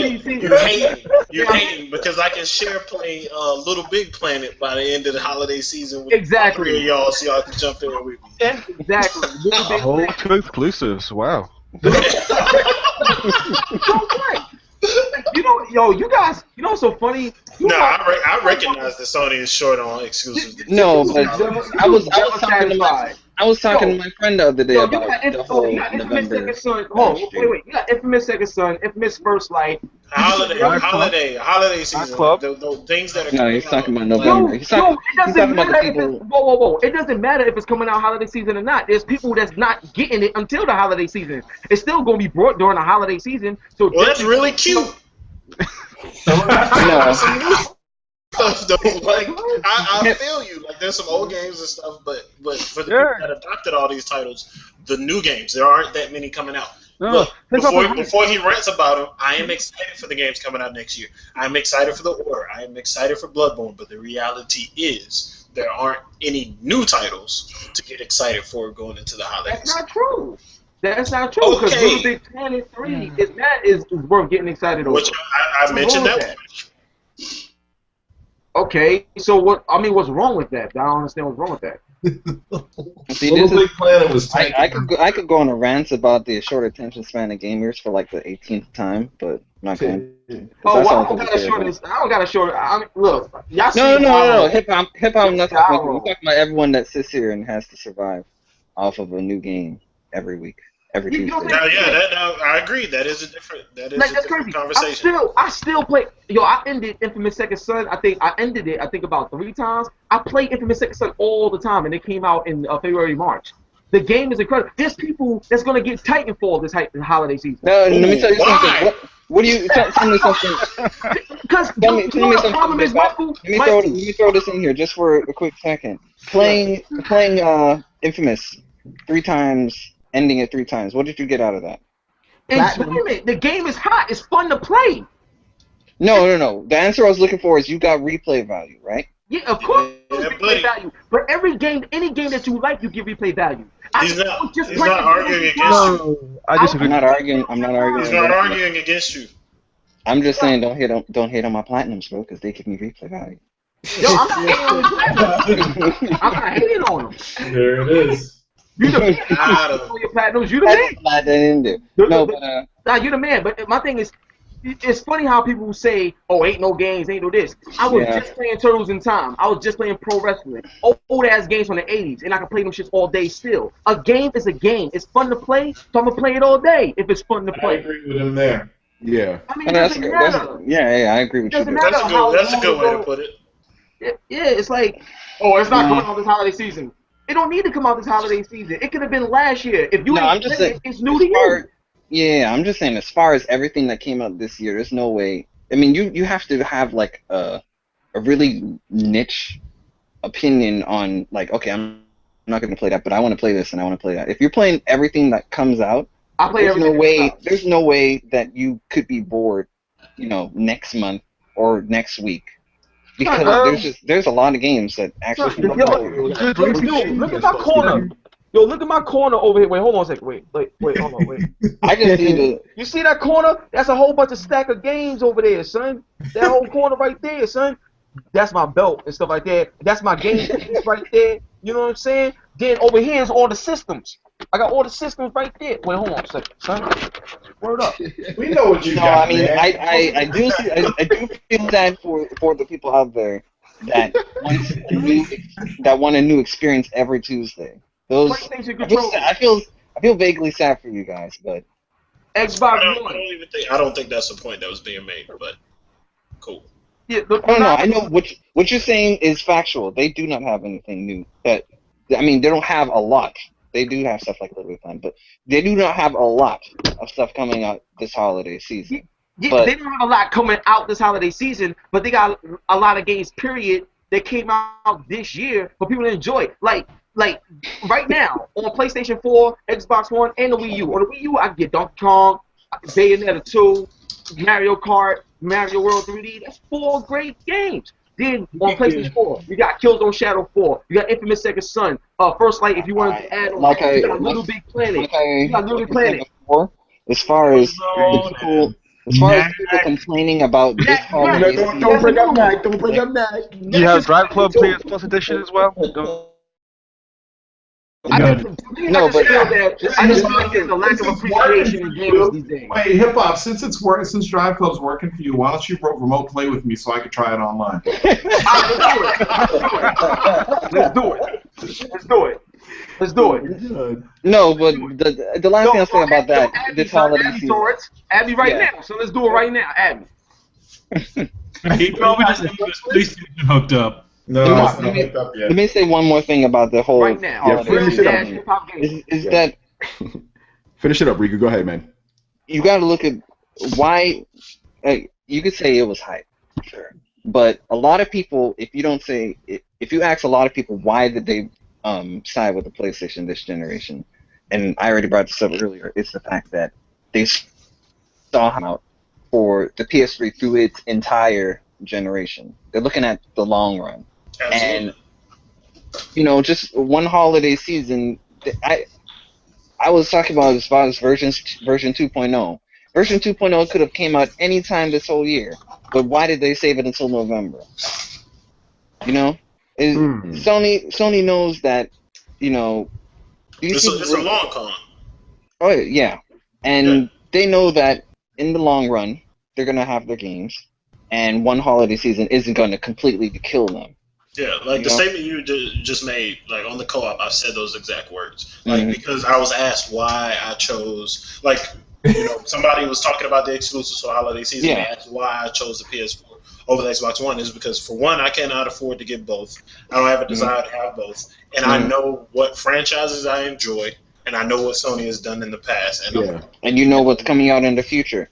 Right. When you look at when you look at what's happening this generation, it really isn't any different on what happened at the beginning of last generation. What happened at the beginning of last generation? PS3 had no games. When you look at right now, what are people saying right now? PS4 has no games this holiday season, or PS4 doesn't have anything I want to play. All people play is Destiny. When they look at the Xbox, they're like, look at all these games that the Xbox has. And what did the Xbox 360 had at the beginning of their edition? A shit ton of fucking games. Unless Microsoft changes that, where they have games throughout the whole generation, is the same thing is just going to happen. We know the Wii, Nintendo's going to keep on doing what they do. We already talked about that. But yeah, it's just like this is the reason why so many people hopped over to PlayStation because they want what happened last generation to happen again. Games throughout the whole generation, not just like 2000. I really have to talk about 2009 and how many games we had. That was the third year of the PlayStation 3. Yeah. We haven't even reached the third year of the PlayStation 4. So why are people complaining? It's the same thing is happening. People have short-term memory. Yeah. Yeah, there you go. All right, last question. I was actually supposed to scatter these better, but the whole show is just fucking nuts. And we're gonna pad it out a little bit so you have time to answer this shit. If you hear the show, you should know this already because I talk about it all the time. You follow me on Twitter, I talk about it all the time. What is Tony Polanco's favorite game of all time? Answer. Oh, and what do you get? What do you get? What you get is a Crackdown exclusive shirt from E3. Nice shit. Giving away all that swag, man. Nice. Yeah, all right, before we wrap it up, Hip Hop, plug your shit, man. Where can people find you? Yo, Twitter, Instagram, HipHopGamer, one whole word. You know what I'm saying? PSN ID is real dash HipHopGamer. Xbox One is real HipHopGamer. All one word. So I should delete that Jackal account, shouldn't I? Cause I still because I'm not gonna use it no more. So you can delete that one. Just hit me up on the real HipHopGamer joint. And then also you can find me on hot97.com. I got my content up there as well. And yo, just doing it up, man. That's what we do, man. Thanks for the support. I want to give a big shout out to Tony for putting this all together and the whole team for listening all day. I want to give a big shout out to my brother, my mentor, one of my best friends. Love this guy to death. Yo, Torrence. Love you, man. You my dude, man. I appreciate you for everything you ever done for me, man. Seriously. And rest in peace to my grandma, Hip Hop Granny. And she's inspired everything, that I am. And let's take over. Let's do this. That's right. Torrence, man, where can people find you? Plug your shit. FoodieTrider.com, TorrenceDavis.com, Twitter, at Tor Davis. Spend most of my time on Twitter bitching about something. And I'm on Instagram as an Android fan. And our Apple was better. Oh, Vercelio70 on PSN and Xbox Live. And Wii U is 9838248. Really? Before we wrap it up, I obviously want to thank you guys, for being here. This is like a long time coming. I to make this special. Glad you guys were on. It was easy to find you guys too. It wasn't like I had to go find you and shit. That was great, And to all the fans, thank you for sticking with us for 100 fucking episodes. Yeah, man. Yeah, I mean, thank you so much for that. We're gonna have 100 more, 200 more, 300, whatever. Coalition, baby. That's where we at right now. It's gonna be awesome. Just a couple of things on I was looking at the Twitter. I mean, not the Twitter, the YouTube, and Phantom Bash gave us some nice words. He's saying, congratulations on the 100th episode, and hope we get on to 500. Definitely would love to do that, right? Oh yeah, right. We'll be fucking really old then. We'll be like, hey, this tessellation doesn't look good.